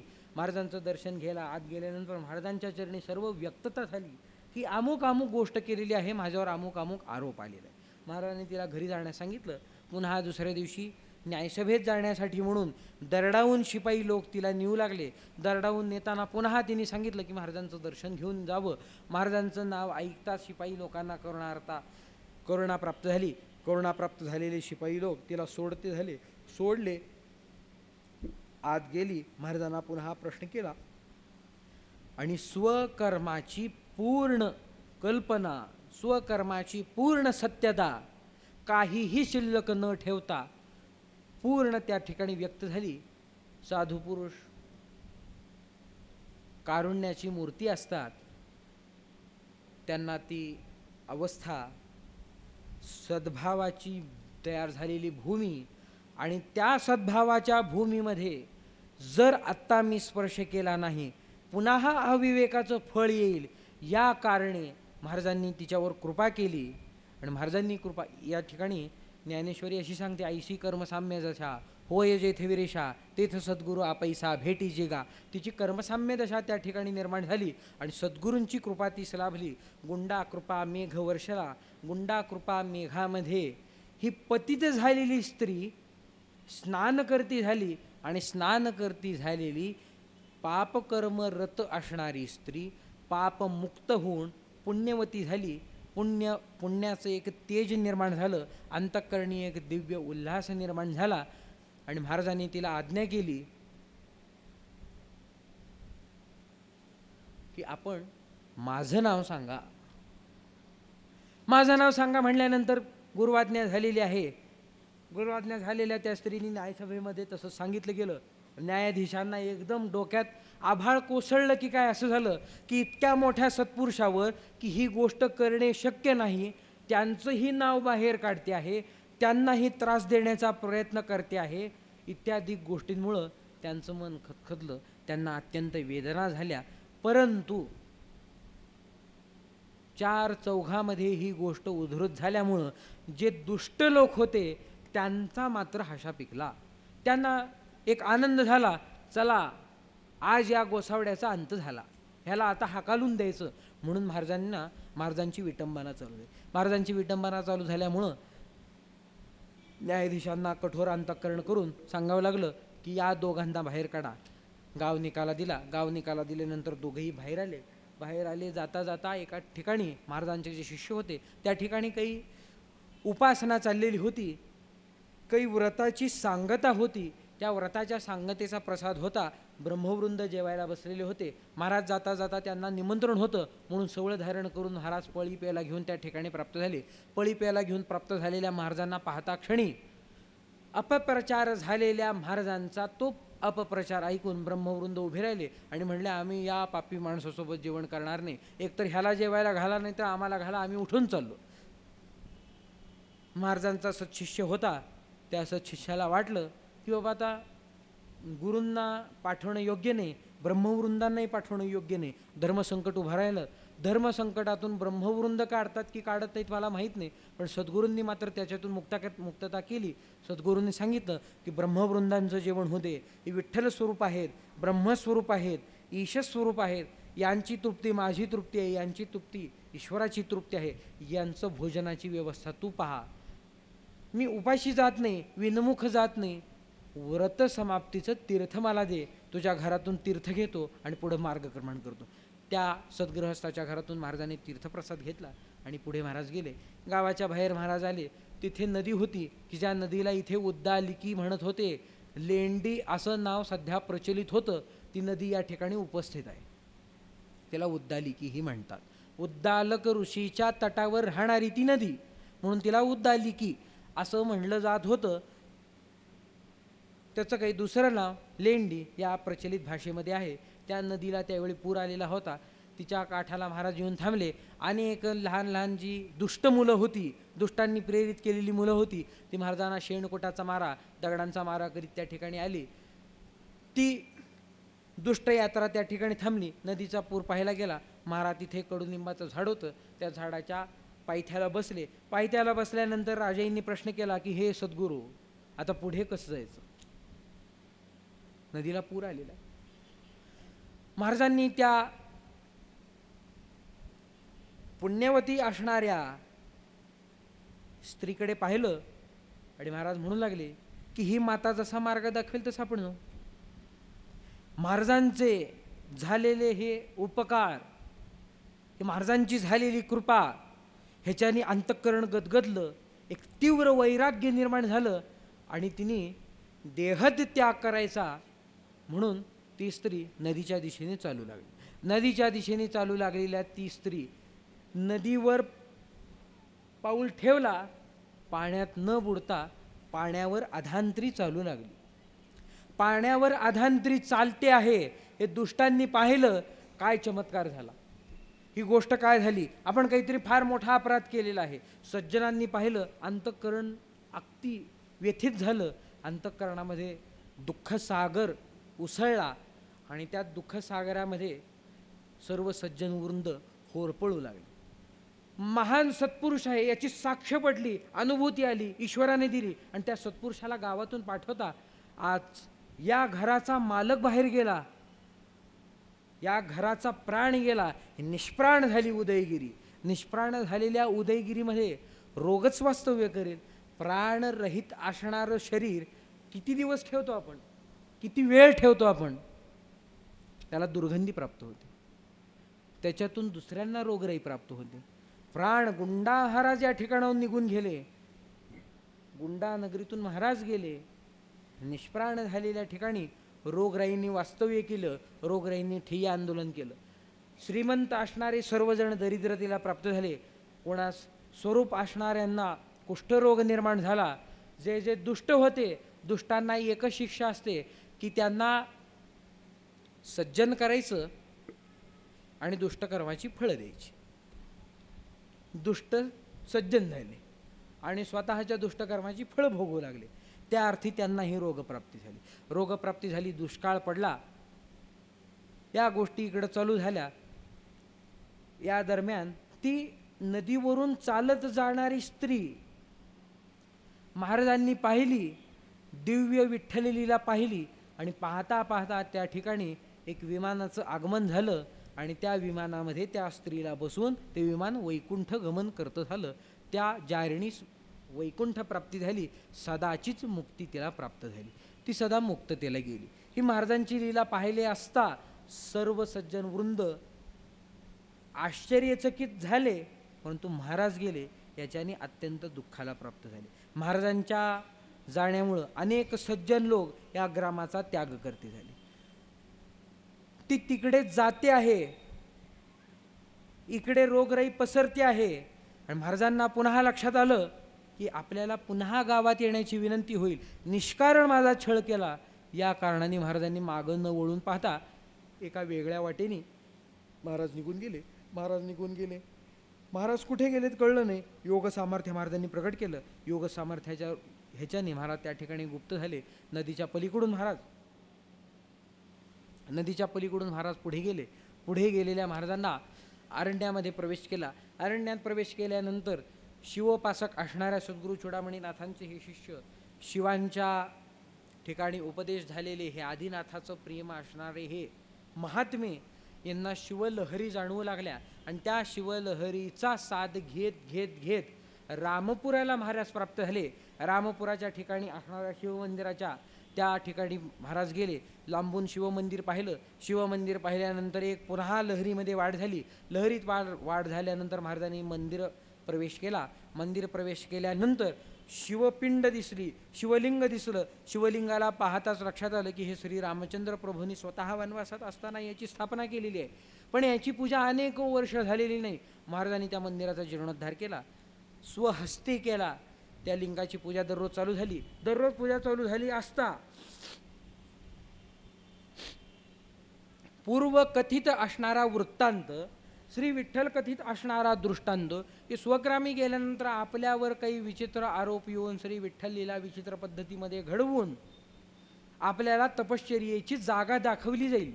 विचित्र लीला घडली पण तपश्चर्येची जागा दिसली नाही. पण तपश्चर्याच्या जागेचा महाराज त्या शिवमंदिराच्या तिथे थांबून शिवाला नमस्कार करून सद्गुरूंची इच्छा जाणून सद्गुरूंच्या चरणांचं स्मरण करून श्री विठ्ठल महावाक्याचं स्मरण करून एक नजर फिरवते झाले. एक कटाक्ष महाराजांनी टाकला आणि महाराजांना एक गुहा दिसली. आणि गुहा दिसल्यानंतर महाराजांना लक्षात आलं की हा तो सुचिताचा प्रदेश, ही ती तपोभूमी की जी श्री विठ्ठलाच्या आदेशाने माझी प्रतीक्षा करते आहे. हे ते सिद्धपीठ की कसं होतं, एक दगड बसण्यासाठी आहे, एक पाषाण टेकण्यासाठी आहे, असा हा स्वतःसिद्ध ठिकाण होतं. तिथे महाराजांनी ते काही तयार केलेलं नाही की ते असं मला बसायचं आहे, मग मला बसायचं आहे म्हणून एक दगड असा कोरून ठेवला, मला टेकायचं आहे म्हणून एक दगड उभा केला, असं काही केलेलं नव्हतं. ते पूर्वीपासूनच तसं होतं. जणू काही महाराजांची प्रतीक्षा करत होतं. त्या ती प्रतीक्षा पाहिली. प्रतीक्षा पाहिल्यानंतर श्री विठ्ठल आज्ञा, महामुनीची आज्ञा, महामुनींनी कथन केलेलं, विठ्ठलांनी कथन केलेलं, सद्गुरूंची इच्छा, रामपुरी स्थित असणाऱ्या रामलिंगेश्वराची इच्छा, माझी तपोभूमी, या सर्व गोष्टींचं एकत्रीकरण झालं.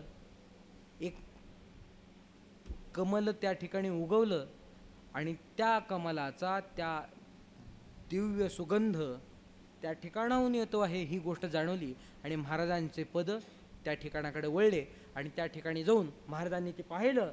आणि पाहिल्यानंतर महाराज बसले आणि तिथे तपश्चर्या करू लागले. महाराजांची तपश्चर्या अत्यंत कठोर चालू झाली. महाराज त्या ठिकाणी बसले, उपवास धारण केला. उपवास असा धारण केला की नुसतं पाणी प्यावं की काय, दूध घ्यावं, फळं खावी असा नाही. उपवास धारण केला तो अत्यंत कठोर केला. त्या ठिकाणी आजही लिंबाची झाड आहे, त्या लिंबाच्या झाडाचा पाला काढावा. तिथे एक दगड आहे, एक वरवंट आहे, त्या दगडावर तो लिंबाचा पाला घासायचा, त्याचा गोळा तयार करायचा, त्याचा रस सेवन करायचा आणि पाणी प्यायचं. असं सातत्याने 12 वर्ष महाराजांनी केलं. गायत्री इत्यादी उपासना केली, हठयोग साधना, सद्गुरूंची उपासना केली. ज्ञानेश्वरी सांगते, मग तेथे आपण एकाग्र अंतःकरण करून सद्गुरू स्मरण अनुभवी जे. मग तेथे आपण, ठीक आहे, महाराज त्या ठिकाणी पोचलेले आहेत. महाराजांनी स्वतः त्या ठिकाणी प्रवेश केलेला आहे. एकाग्र अंतःकरण, एकाग्र वृत्ती आधीपासून आहे महाराजांनी. करोनी सद्गुरू स्मरण, सद्गुरू स्मरण पूर्वक तर हे स्थान लाभलं. आता मात्र राहिलेली गोष्ट होती अनुभवी जे. महाराजांची ओवी 3.5 चरणाची, 3 चरणांची सिद्धता आहे. अर्ध चरण राहिलं होतं. नामा म्हणे ग्रंथ श्रेष्ठ ज्ञानदेवी, एक तरी ओवी अनुभवावी, मग तेथे आपण एकाग्र अंतःकरण करोनी सद्गुरु स्मरण अनुभवी जे. या गोष्टी, या ओवीचा अनुभव महाराजांनी रामपूर स्थित असणाऱ्या त्या गुहेमध्ये घेतला आणि महाराज किती मोठ्या परमपदाला प्राप्त झाले ही गोष्ट आपण सर्वजण जाणता की ही एक ओवी. अनुभवी जे, अनुभव येतो तो साधनेच्या माध्यमातून येतो. साधना कारणीभूत असते त्या अनुभवासाठी, इतर कोणतीही गोष्ट अनुभूतीसाठी कारणीभूत होत नसते. ज्ञान हे अनुभूतीसाठी कधीही कारणीभूत नसतं, होतच नसतं. उपासनाच अनुभूतीसाठी कारणीभूत असते. उपासना महाराजांनी चालू केली, उपासना चालू अशी कठोर पद्धतीमध्ये केली. 12 वर्ष होऊन गेले. 12 वर्ष झाल्यानंतर श्री विठ्ठल दर्शन नाही. पूर्वस्मरण झालं, पूर्ववृत्तांत, विठ्ठल दर्शन नक्की होईल. कुठे अडलं? वृत्ती एकवटली, वृत्तीमध्ये दुःखावेग झाला. नित्य उपासनेप्रमाणे महाराज शिवमंदिरामध्ये आले आणि महादेवाची पूजा केली असता एक दिव्य घटनेचा अनुभव महाराजांना आला. दिव्य घटना जाणवली, दिव्य तेज जाणवलं, शिवाची इच्छा जाणवली. शिवतेज भिन्न आहे आज दररोजच्या पेक्षा हे जाणवलं आणि महाराजांना महाभाव उत्पत्ती झाली. महाराज महाभावात रममाण झाले. नारद वीणा अर्थात नारदांनी दिलेल्या वीणा, चिपुळ्या, चाळ इत्यादी दिव्य वस्तूंनी सालंकृत झालेले महाराज शिवाच्या ठिकाणी भजन करू लागले, नामस्मरण करू लागलेले महाराज त्या ठिकाणी बसले आणि महाराजांच्या मुखातून सहजपणे व्यक्त झाले ते बोल, जय जय विठोबा रखुमाई, जय जय विठोबा रखुमाई. इथून चक्री भजनाची सुरुवात होते. तो बोल महाराजांचा व्यक्त झाला आणि व्यक्त हा बोल झाला, विठ्ठलाचा जय जयकार झाला की शरीरस्थ असणारी महाशक्ती कुंडलिनी अत्यंत उद्धृत झाली, तीव्र वेग धारण करती झाली आणि तीव्र वेग धारण करती असणारी कुंडलिनी स्वतः भोवती गिरक्या घेऊ लागली, स्वतः गोल फिरू लागली, स्वतः पदन्यास करती झाली आणि त्या योगे महाराजांचंही नृत्य चालू झालं. असं नृत्य महाराज 3 दिवस करते झाले. 3 दिवस अहोरात्र सातत्याने जय जय विठोबा रखुमाई या दिव्य अशा भजनाचा महाराजांनी घोष केला. ब्रह्मनाद झाला, ब्रह्मध्वज सर्व ठिकाणी फडकला.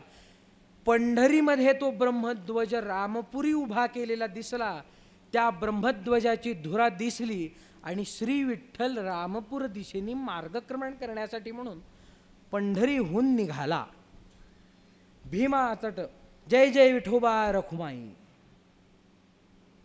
भुजंग आला, श्री विठ्ठल निघाला. आता आलेला विठ्ठल त्याचा तर स्वभावच आहे, पंढरीचे भूत मोठे आल्या गेल्या झडपी वाटे असा तो देव खट्याळ आहे. भुजंगाचं रूप धारण केलं. भुजंगाचं रूप धारण केलेला तो आजही श्री रामलिंगेश्वराचं मंदिर त्या ठिकाणी उपस्थित आहे. पूर्वी जसं होतं तसंच आजही आहे. तिथला गाभारा जास्तीत जास्त 7x8चा असेल. ती शिवलिंग जवळजवळ 4x4च्या ह्याच्यात आहे. तिथे असणारा जो नंदी आहे तो नंदी गाभाराच्या बाहेर नाही, तो महादेवाला स्पर्श करूनच आहे. त्याच्यामुळं आतून बाहेर जायला जास्तीत जास्त 1 फुटाची जागा आहे. आत जागा राहते ती फार फार तर 4 फुटाची. तिथे महाराज बसलेले आहेत आणि पुढे भुजंग बसलाय. भुजंग काही लहान नाही, भुजंग ही प्रज्ञा नागास मोठा असल्यावर येते. तो भुजंग पुढे बसलेला आहे, नेत्र बंद केलेले महाराज बसलेले आहेत. बसल्यानंतर राजाई मातेंचं मात्र लक्ष त्या ठिकाणी गेलं आणि तो भुजंग दिसला. हा महाराजांचा प्राणघात करेल, हा महाराजांना चावेल, या व्याकुळतेमुळं, या चिंतेमुळं राजाई वृत्ती धावली आणि राजाई वृत्तीने महाराजांना सावध केलं. महाराजांना सावध केल्यानंतर महाराजांनी भुजंगाकडे पाहिलं. राजाई माता घाबरलेल्या होत्या. घाबरलेल्या राजाई मातेंना बघून फुत्कार टाकू लागला. त्या फुत्कारामुळं त्याला पाहायचं होतं की महाराज घाबरतात की काय, या उपासनेतून उठतात की काय. महाराजांनी त्यांना पाहिलं. महाराजांनी पाहिल्यानंतर भुजंगाला पाहिल्यावर महाराज म्हणले की हे श्री विठ्ठला, आज हे विचित्र रूप धारण करून आपण कशासाठी आलात? जर आपण माझं भक्षण करून तृप्त होत असाल, या जगाची तृप्ती करत असाल, तर माझं अवश्य भक्षण करावं, आज अवश्य माझा प्राणघात करावा. ही वृत्ती महाराजांची पाहिली. महाराजांची ही वृत्ती बघितली, महाराजांचे हे वाक्य पाहिले असता तो भुजंग मागे मागे सरसावला आणि गुप्त झाला. महाराज श्रीरंग श्री विठ्ठल त्या ठिकाणी आला होता आणि गेला याच्याने पुन्हा व्यतीत झाले. आणि महाराजांनी भजन प्रारंभ केलं. भीमा तट दिगंबरा ये गा, भीमा तट दिगंबरा ये, कळवळोनी प्रेमे प्रीती श्री विठ्ठला आलिंगन मज दे. हे मालोपंतांचा प्रथम अभंग महाराजांनी गायला. महाराजांनी गायल्यानंतर पुन्हा श्री विठ्ठल एका दरोडेखोराच्या वेशामध्ये आला. दरोडेखोराच्या वेशामध्ये आलेला श्री विठ्ठल, रात्र झालेली आहे. रात्र झालेला दरोडेखोर त्या ठिकाणी एक शस्त्र घेऊन आलेला आहे. शस्त्र घेऊन आलेला दरोडेखोर राजाई मातेंसमोर थांबतो आणि सांगतो, तुमच्यापाशी असलेलं सर्व काही द्या, नाहीतर प्राणघात करीन. महाराजांनी त्याला पाहिलं. त्याला पाहिल्यानंतर पुन्हा महाराजांना वृत्ती निर्माण झाली की हा पुन्हा श्री विठ्ठल आलेला आहे. श्री विठ्ठल पुन्हा आलेला आहे म्हटल्यानंतर पुन्हा तेच बोल उद्धृत झाले. ते बोल उद्धृत झाल्यानंतर अचानक तो दरोडेखोर विठ्ठल तो पुन्हा गायब झाला. आणि महाराजांना पुन्हा वृत्ती निर्माण झाली की मी काही अपराध केला का, की श्रीरंग येतो, श्री विठ्ठल येतो आणि पुन्हा जातो. म्हणून महाराजांनी प्रारंभ केला, अपराधीनम अपराधीनम अपराधीनम अर्भकम अर्भगम रघुंतस पालय पालय. महाराजांनी प्रार्थना केली. त्या प्रार्थनेचा परिणाम असा झाला की पुन्हा श्रीरंग आला आणि तो श्रीरंग आला व्याघ्र रूपामध्ये. व्याघ्र रूपामध्ये आलेल्या श्रीरंगाला पाहिलं, डरकाळी फोडली, पराक्रम दाखवू लागला. पण पराक्रम कोणापुढं दाखवावा? जो घाबरतो तो. पराक्रम्यापुढं पराक्रम दाखवून चालत नाही. ह्यानी एक म्हणले की तो दोन म्हणतो, तसं चालत नसतं. सव्वा शेरापुढं शेराची धमकी चालत नसते. हा शेर आला पण महाराज सव्वा शेर होते. महाराज पुन्हा म्हणले की हे श्रीरामा, हे नाथा. श्रीराम नार्थे, मी किंचित आहे, मी लहान आहे, माझं भक्षण करून तुझं पोट भरतंय ना, माझं भक्षण अवश्य कर. बोल आले तो व्याघ्रही निघून गेला. व्याघ्र निघून गेल्यानंतर महाराजांना भजन प्रारंभ केला महाराजांनी की हा प्रार्थना करूनही येत नाही. मग नाम घेता प्रगटपई झाला, या वचनाचं स्मरण महाराजांना झालं आणि महाराजांनी दशनामाचा प्रारंभ केला. आणि महाराज म्हणू लागले, केशवा माधवा विठ्ठला मुकुंदा मुरारे. पुढे काय, अच्युता नरहरे नारायणा. हे भजन महाराजांनी केलं. हे भजन महाराजांनी केलं असता पुन्हा श्री विठ्ठल एका सिद्धीच्या रूपात महाराजांपुढे प्रकट झाला. सिद्धी महाराजांपुढे प्रकट झाली आणि महाराजांना स्व ऐश्वर्य दाखवू लागली की काय सिद्धी प्राप्त होते तुम्हाला, मी सिद्धी आहे, इतकं वैभव निर्माण करते, जडालाही हलवू शकते, माझा स्वीकार करा. महाराजांनी सांगितलं की हे महामाये, हे जगदंबे, हे स्वरूप सुंदरे, हे माते, तुझी इच्छा मी कधीही केलेली नाही. श्री विठ्ठलाची इच्छा करणारा तुझी इच्छा करत नाही, तू निघून जा. हे महाराजांचे बोल ऐकले. महाराजांचं वैराग्य पाहिलं आणि ती निघून गेली. निघून गेलेली सिद्धी पुन्हा महाराजांची वैराग्य पडताळणी करण्यासाठी सिद्धी विठ्ठल स्वरूपता प्राप्त करून पुन्हा एका स्वरूप सुंदर असणाऱ्या स्त्रीचं लावण्यवती असणाऱ्या स्त्रीचं स्वरूप धारण करून त्या ठिकाणी महाराजांच्या समोर उपस्थित झाली. महाराजांनी वर पाहिलं आणि महाराजांच्या मुखातून बोल व्यक्त झाले, हे भगिनी, हे माते, तुझी कदापि इच्छा केलेली नाही, तरीही तू माझ्या पुढे व्यक्त झाली. स्वरूप सुंदर आहेस, श्री विठ्ठलाची इच्छा कर, श्री विठ्ठल तुला प्राप्त होईल. वैराग्य महाराजांचं पाहिलं की ती आलेली स्वरूप सुंदर स्त्री, तो विठ्ठल पुन्हा हा गुप्त झाला. आणि महाराजांनी मनी श्री विठ्ठलाचं स्वरूप धारण केलं. श्री विठ्ठलाला अंतःकरणाच्या विवेकाच्या विटेवर उभं केलं. ते कटावर हात ठेवलेलं स्वरूप महाराजांनी अंतःकरणात पाहिलं आणि अभंग प्रारंभ केला. सुंदर ते ध्यान उभे विटेवरी, करकटावरी ठेवूनिया, मकर कुंडले तळपती श्रवणी, कंठी कौस्तुभ मणी विराजित, गळा तुळशी हार, कासे पितांबर, आवडे निरंतर हेची ध्यान, तुका म्हणे माझे हेची सर्व सुख, पाहिन श्रीमुख आवडीने. पाहिन श्रीमुख आवडीने म्हणल्यानंतर भगवंताला खात्री पटली. भगवंताला ही यांचं दर्शन घेण्याची इच्छा झाली. म्हणून भगवंत त्या ठिकाणी गुप्त रूपामध्ये महाराजांच्या भजनामध्ये प्रवेश करता झाला.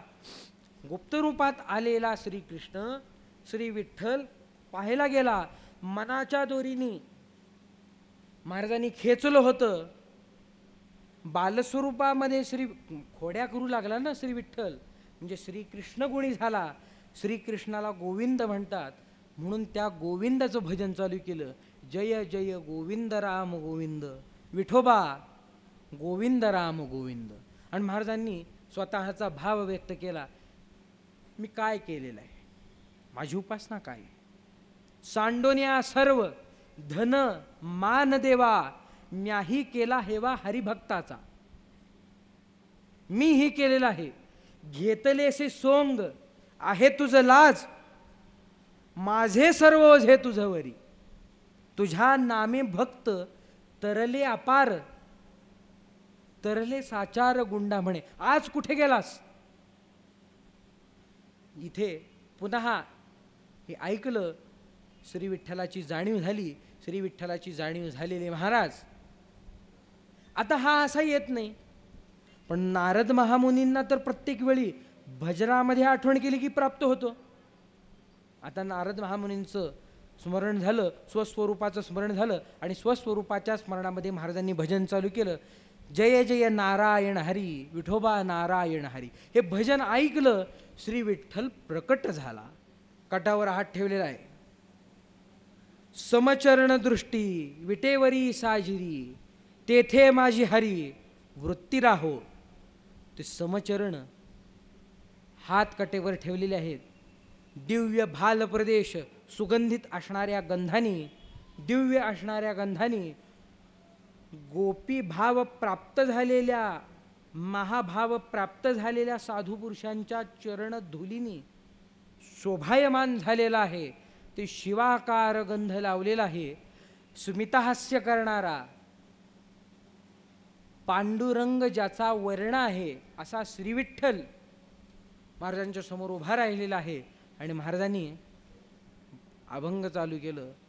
अगा पंढरीच्या राया, दीनानाथा प्राण सखया, कृष्णा रामा रामा रामा, राम राया राघोबारी. हे भजन ऐकलं, श्री विठ्ठलांनी नेत्र उघडले. श्री विठ्ठलाचा कृपा कटाक्ष महाराजावर झाला. महाराजांनी भजन प्रारंभ केला. विठ्ठल रखुमाई, जय जय विठ्ठल रखुमाई. श्री विठ्ठलाचे भक्त असणारे महाराज श्री विठ्ठल आल्यानंतर आईला विसरतात की काय. आईला विसरत नाही, आईची जाणीव करून दिली. म्हणून विठ्ठल रखुमाई, जय जय विठ्ठल रखुमाई. हे ऐकलं. रुक्मिणी कुठे आहे. देव आणायला गेला. आणायला गेलेला देव गुप्त झाला. गुप्त झालेला देव पाहिले की महाराज पुन्हा व्यथित झाले. पुन्हा अभंग, काय तुझे वेचे मज भेट देता, वचन बोलता एक दोन, तू स्वरूपवान आहेस, काय तुझे रूप घेतो मी चोरोनी, त्या भये लपोनी राहिलासी, काय तुझे आम्हा करावे वैकुंठ, भिवून नको भेट देई देवा, रिद्धी सिद्धी तुम्हा मुख्य भांडवल, आम्हासी ते फोल भक्ती पुढे. हे आम्ही भक्ती साम्राज्य स्थिरावलेले राजे आहोत. तुझ्या या सिद्धी रिद्धीला आम्ही भाळत नाही. तुझी सिद्धी रिद्धी तुझ्या दासी असतील ते तुझ्यापाशी ठेवायच्या. हे वैभव आम्हाला दाखवू नकोस. हे आमच्यासमोर फल आहे, फुकटचं आहे. आमच्या ह्या बटकी आहेत, आम्ही यांना पाणी भरायला लावतो की ज्यांना तू कडेवर घेऊन हिंडतोस आणि ज्यांच्या माध्यमातून लीला करतोस त्यांना आम्ही पाणी भरायला लावतो. तो का म्हणे आम्ही राजे त्रैलोक्याचे राजे आहोत आम्ही. रिद्धी सिद्धी तुम्हा मुख्य भांडवल, आम्हा सीते फोल भक्ती पुढे. तुका म्हणे तुझी न लागे दसोडी, परी आहे आवडी दर्शनाची. या कशाचीही आवड नाही तर तुझ्या दर्शनाची आवड आहे.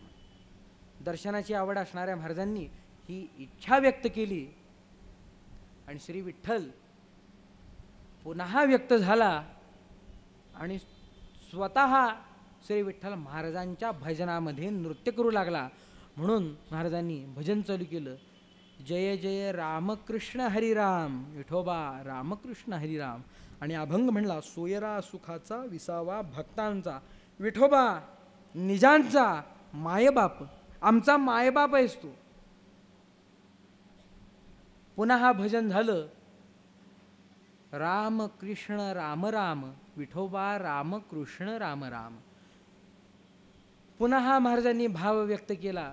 तुझं विण मज कोण बा सोयरा. पहिल्यांदा म्हणतात सोयरा सुखाचा आणि नंतर म्हणतात पहिल्यांदा म्हणले निजांचा मायबाप आणि पुन्हा महाराज म्हणतात तुझं विण मज कोण बा सोयरा. आणि क दुसरा पांडुरंगा लागलेसे आस पाहतसे वाट, रात्र दिवस लेखी बोटे काम गोड मज न लागे हा धंदा. तुका म्हणे सदा हेची ध्यान. हे ध्यान आम्हाला पाहिजेत. कोणतं ध्यान?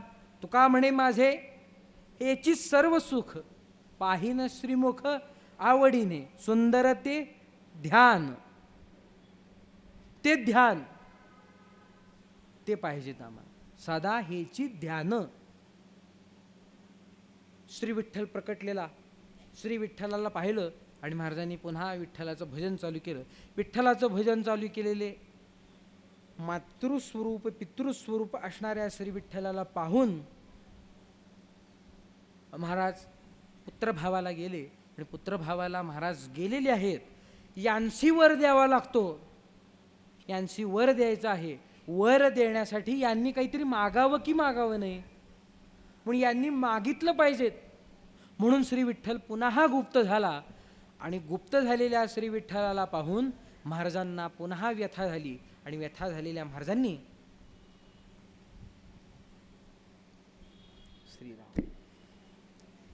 व्यथा झालेल्या महाराजांनी अभंग प्रारंभ केला. तुम्हाझी माऊली मी तुझे लेकरू, नको दुरी धरू विठाबाई. तुम्हाझी गाऊली मी तुझे वासरू, नको पाहणा चोरू विठाबाई. आई पाहणा चोरू नकोस, पुढे जाऊ नकोस.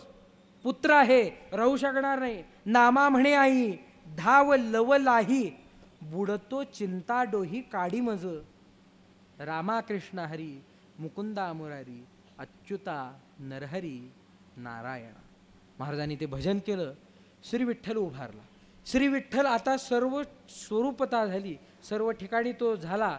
श्री विठ्ठलाचा ती कृपादृष्टी महाराजांवर पडली असता महाराजांना भाव निर्माण झाला. खंडे सच्चिदानंदे स्थिते द्वितीय भावेस्मिन कथम पूजा विधीयते. याचं स्वरूप वर्णन करणारा, परब्रह्माचं स्वरूप वर्णन करणारा अभंग महाराजांनी म्हणला. महाराजांची अनुभूती त्या ठिकाणी व्यक्त झाली. काशी आणि पूजा करू केशी राजा, हाची संदेह माझा फेडी देवा. आता इथं पूजा आली, ज्ञान तर झालं. ज्ञानोत्तर भक्तीची सुरुवात इथून चालू झाली. ज्ञानोत्तर भक्तीमध्ये मागणी ही फार वेगळी असते आणि त्या मागणीची सुरुवात इथून झाली. महाराजांनी भजन केलं आणि भजनानंतर श्री विठ्ठल थांबलेला आहे, भजन करतो आहे. आणि महाराजांनी स्वतःचा निर्धार व्यक्त केला. देह जाओ अथवा राहो, पांडुरंगी दृढ भाव, वदनी तुझे मंगल नाम. हृदयी अखंडित प्रेम, चरण न सोडी सर्वथा, आण तुझी पंढरीनाथा, नामा म्हणे केशवराजा, केला निश्चय अथवा नेम, चालवी माझा. मागणी चालू झाली. श्री विठ्ठलाला हे हवं होतं की ह्यांनी काहीतरी मागावं आणि मी काहीतरी द्यावं. श्री विठ्ठलाला हे ऐकलं. ऐकल्यानंतर हर्षोल्लित झालेला श्री विठ्ठल अजून काहीतरी ह्यांनी मागावं म्हणून तथास्तु म्हणता झाला आणि पुन्हा हा भजनी रथ झाला. रथ झालेला श्री विठ्ठल स्वतःच्याच नामाचं गायन करू लागला आणि हरी रे विठ्ठल, विठ्ठल हरी रे विठ्ठल असं भजन व्यक्त झालं. गोल गोल फिरणे. महाराजांच्या मागं श्री विठ्ठलही फिरू लागला. श्री विठ्ठलाने स्वरूप धारण केलं ते महाराजांसारखं. विणा घेतल्या, चिपुळ्या घेतल्या, पायी चाळ बांधली.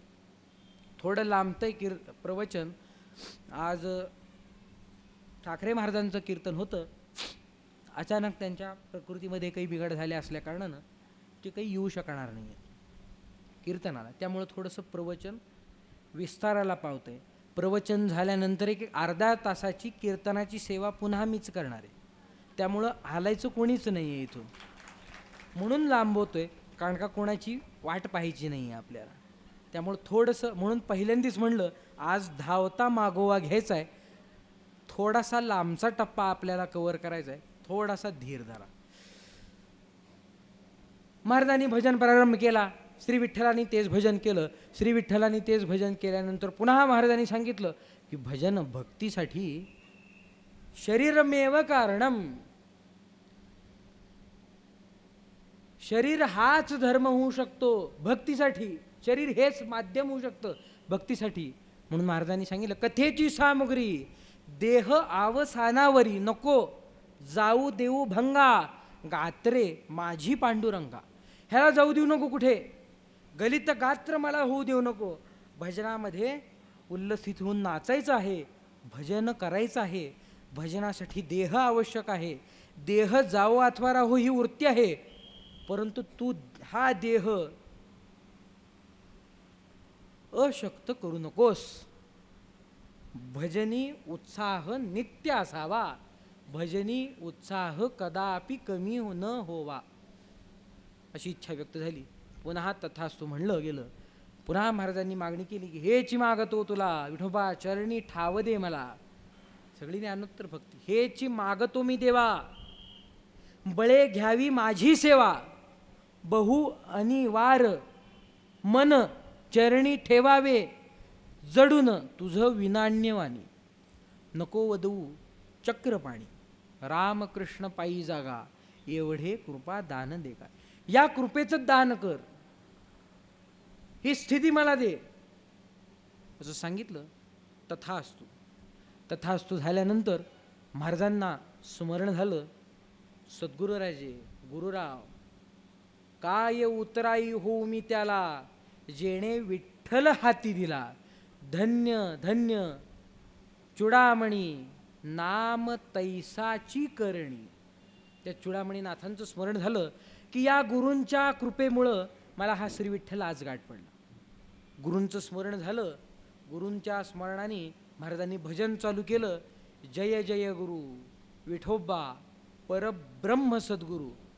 श्री विठ्ठल प्राप्ती आहे, सर्व ज्ञानाची प्राप्ती आहे, सर्व विद्येची उपस्थिती आहे, सर्व गोष्टी प्राप्त झालेल्या आहेत. तरीही भजन सद्गुरूंचं करतात.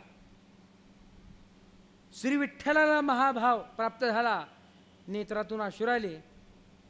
श्री विठ्ठल उठला आणि महाराजांनी प्रथम केलेली प्रार्थना, आलिंगन मज दे कळवळोनी, प्रेमे प्रीती श्री विठ्ठला आलिंगन मज दे.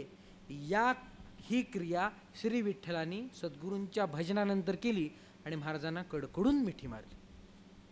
एक अंतःकरणी द्रवलेला श्री विठ्ठल, अर्थात तिथं कळवळोनी हा शब्द सफल झाला. कळवळोनी प्रेमे, नेत्रातून अश्रू वाहत आहेत, प्रेम आलं. प्रीती, प्रेमाची थोडी पुढची पायरी. अश्रू येत आहेत पण शरीरही क्रिया करता झाला पाहिजेत ना, असा करता झाला पाहिजेत ना, ते धाव आली पाहिजेत ना. त्या धाव महाराजांनी लिहिली. प्रेम आणि प्रीती ह्या दोन झाल्या. आता आलिंगन मज दे, आणि श्री विठ्ठलांनी महाराजांना आलिंगन दिलं. आलिंगन दिल्यानंतर महाराजांना श्री विठ्ठलाच्या हृदय देशामध्ये असणाऱ्या राधेचं आणि श्री रुक्मिणी मातेचं दर्शन झालं. आणि महाराजांनी भजन चालू केलं. राही रुखुमाई. महाराजांनी देवाच्या चरणावर मस्तक ठेवलं, नेत्रांनी श्रीचरणाचा अभिषेक केला. चंद्रभागेचं त्या ठिकाणी दर्शन झालं. भीमा आणि चंद्रभागा तुझे चरणीचे गंगा, त्याचं दर्शन झालं. म्हणून महाराजांनी भजन चालू केलं. राही रुखुमाई चंद्रभागा पुंडलिका पांडुरंगा. राही रुखुमाई चंद्रभागा पुंडलिका पांडुरंगा. आणि हे झालं. सर्वांची उपस्थिती झाली. सर्वांची उपस्थिती झाली. श्री विठ्ठल पुन्हा कटेवर हात ठेवून उभा आहे. राही प्रकटली, रुक्माई प्रकटली, पुंडलिक प्रकटला. स्वरूपामध्ये श्री विठ्ठल प्रकटला. म्हणून तर पांडुरंग इथं हे नाव महाराजांनी घेतलं, की तो पांडुरंग या रंगाचा, या वर्णाचा श्री विठ्ठल तिथं उभारला. मूळ स्वरूपात उभारला. मूळ स्वरूपातल्या श्री विठ्ठलाला पाहिलं आणि उपासनेची पूर्ती, व्रताची पूर्ती, व्रताची पूर्ती ज्याच्यानी होते ती महाआरती महाराजांनी केली. आणि योगे 28 विटेवरी उभा हे नामदेवरायाची आरती महाराजांनी केली. नामदेवराय स्वतःचा भावही प्रकट केला. आणि स्वतःचा भाव प्रकट करीत असता स्ववाणीतून स्वतःच्या जीवनाचा पूर्ण आराखडा महाराजांनी दाखवून दिला. ती म्हणजे श्री विठ्ठलाची आरती गुंडारचित असलेली, गुंडाप्रणित असलेली. निर्विकार ब्रह्म व्यक्तीशी आले, येऊनी वाळवंटी उभे राहिले. भक्त पुंडलिके धरुनी उभे केले, भक्त म्हणती आमच्या मनाशी आले. इथं श्री विठ्ठलाविषयी काय क्रिया भक्तांनी केली हे दाखवून दिलं. आणि जणू काही महाराजांनी श्री विठ्ठलाला सूचित केलं की माझ्याविषयी हीच क्रिया करा. म्हणून श्री विठ्ठल महाराजांना म्हणता झाला की आपण पंढरपुरी या. भक्त पुंडलिके धरुनी उभे केले. श्री विठ्ठलांनी महाराजांना पंढरपुरी येण्याची विनंती केली, आज्ञा झाली. हे चक्री भजनाचं सौख्य तिथे दाखवा अशी श्री विठ्ठलाची आज्ञा झाली. तुझ्या चरणी शरण आले जेतुके, अवघे बसले भूमी, अवघे वैकुंठीचे बसले भूमिके. तुझे नाम घेता 84 चुके, पापी सर्वही मुक्त केले तेतुके. मूढ पापी जैसे तैसे, उतरी कासे लावणी. पतितोद्धारण करण्यामध्ये समर्थ असणाऱ्या गुंडानाथांनी श्री विठ्ठलाचं हे वर्णन केलं. जगद्गुरुत्वासारखं वर्णन केलं, जगद्गुरुत्वाप्रमाणे वर्णन केलं. श्री विठ्ठलांनीही श्री गुंडानाथांना जगद्गुरुत्व दिलं.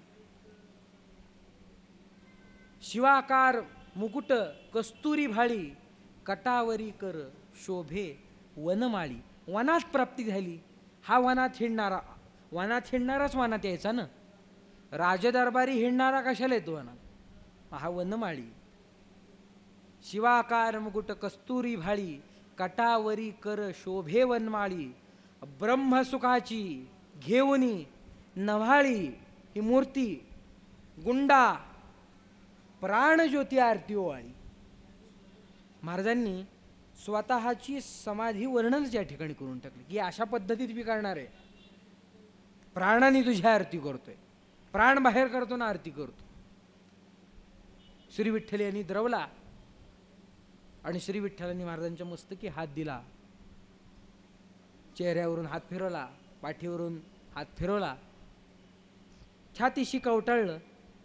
आणि छातीशी कवटाळलेल्या महाराजांना अंतःकरणामध्ये भक्ती पुन्हा उल्लसित झाली. जगदंबा माता, जगन्माता कुंडलिनी उद्धृत झाली. आणि जगन्माता कुंडलिनी महाराजांच्या मुखातून वर्णन करती झाली विठ्ठल रखुमाई विठोबा रखुमाई, विठ्ठल रखुमाई विठोबा रखुमाई. हे भजन महाराजांचं व्यक्त झालं. हे भजन झाल्यानंतर भक्त आहेत. भक्त असणारे काय करणार? श्री विठ्ठलाचा स्वभाव बघितला, येतो जातो येतो जातो. आता काय त्याचा स्वभाव खट्याळे हे पाहायला भक्त आहेत. महाराजांनी पुन्हा भाव व्यक्त केला, माझा भार तुझवरी म्हणून उबगू नको हरी, तुझी माझा माय बाप चित्ती ध्यातू तुझे पाय, तुझ विण नाही गती म्हणून येतो काकुळती, तुझ विण मज आसरा नाही नाही बा दुसरा, राम कृष्ण तुझ सारिखा नाही त्रिभुवनी सखा.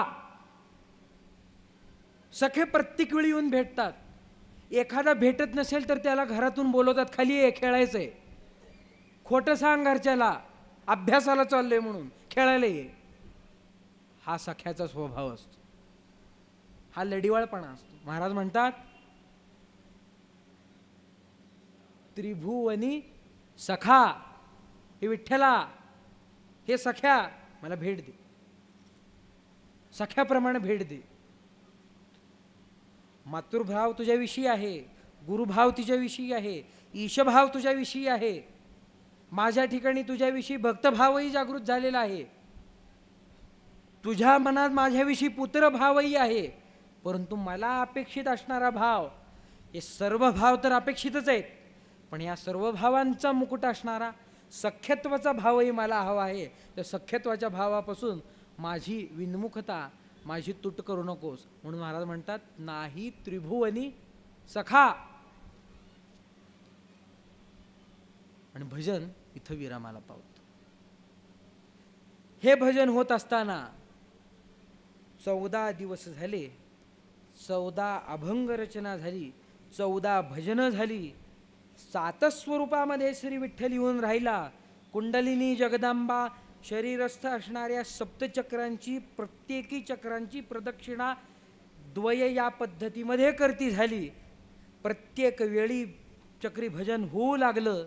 प्रत्येक वेळी 14 हा आकडा उद्धृत झाला. आणि महाराज चतुर्दश असणाऱ्या भजनरूपी कमलानी प्रतिष्ठित झाले. चतुर्दश असे मोरपीस महाराजांनी स्वशिरामध्ये लावले. आणि हे गुंडा विठ्ठल एकरूप होऊन श्री गुंडोनाथ सिद्ध रस प्रकट झाले. भक्तिरस महाराजांच्या ठिकाणी होता. भक्तिरसयुक्त श्री विठ्ठल होता. महाराज या ठिकाणी सिद्ध झालेले होते. आणि हे सिद्ध आणि तो भक्तिरस श्री विठ्ठल एकरूप झाले. आणि सिद्ध भक्तिरस, सिद्ध रस प्रकट झाले. पुंडलिक वरदा हरी विठ्ठल श्री ज्ञानदेव तुकाराम. विठ्ठल विठ्ठल विठ्ठल विठ्ठल विठ्ठल.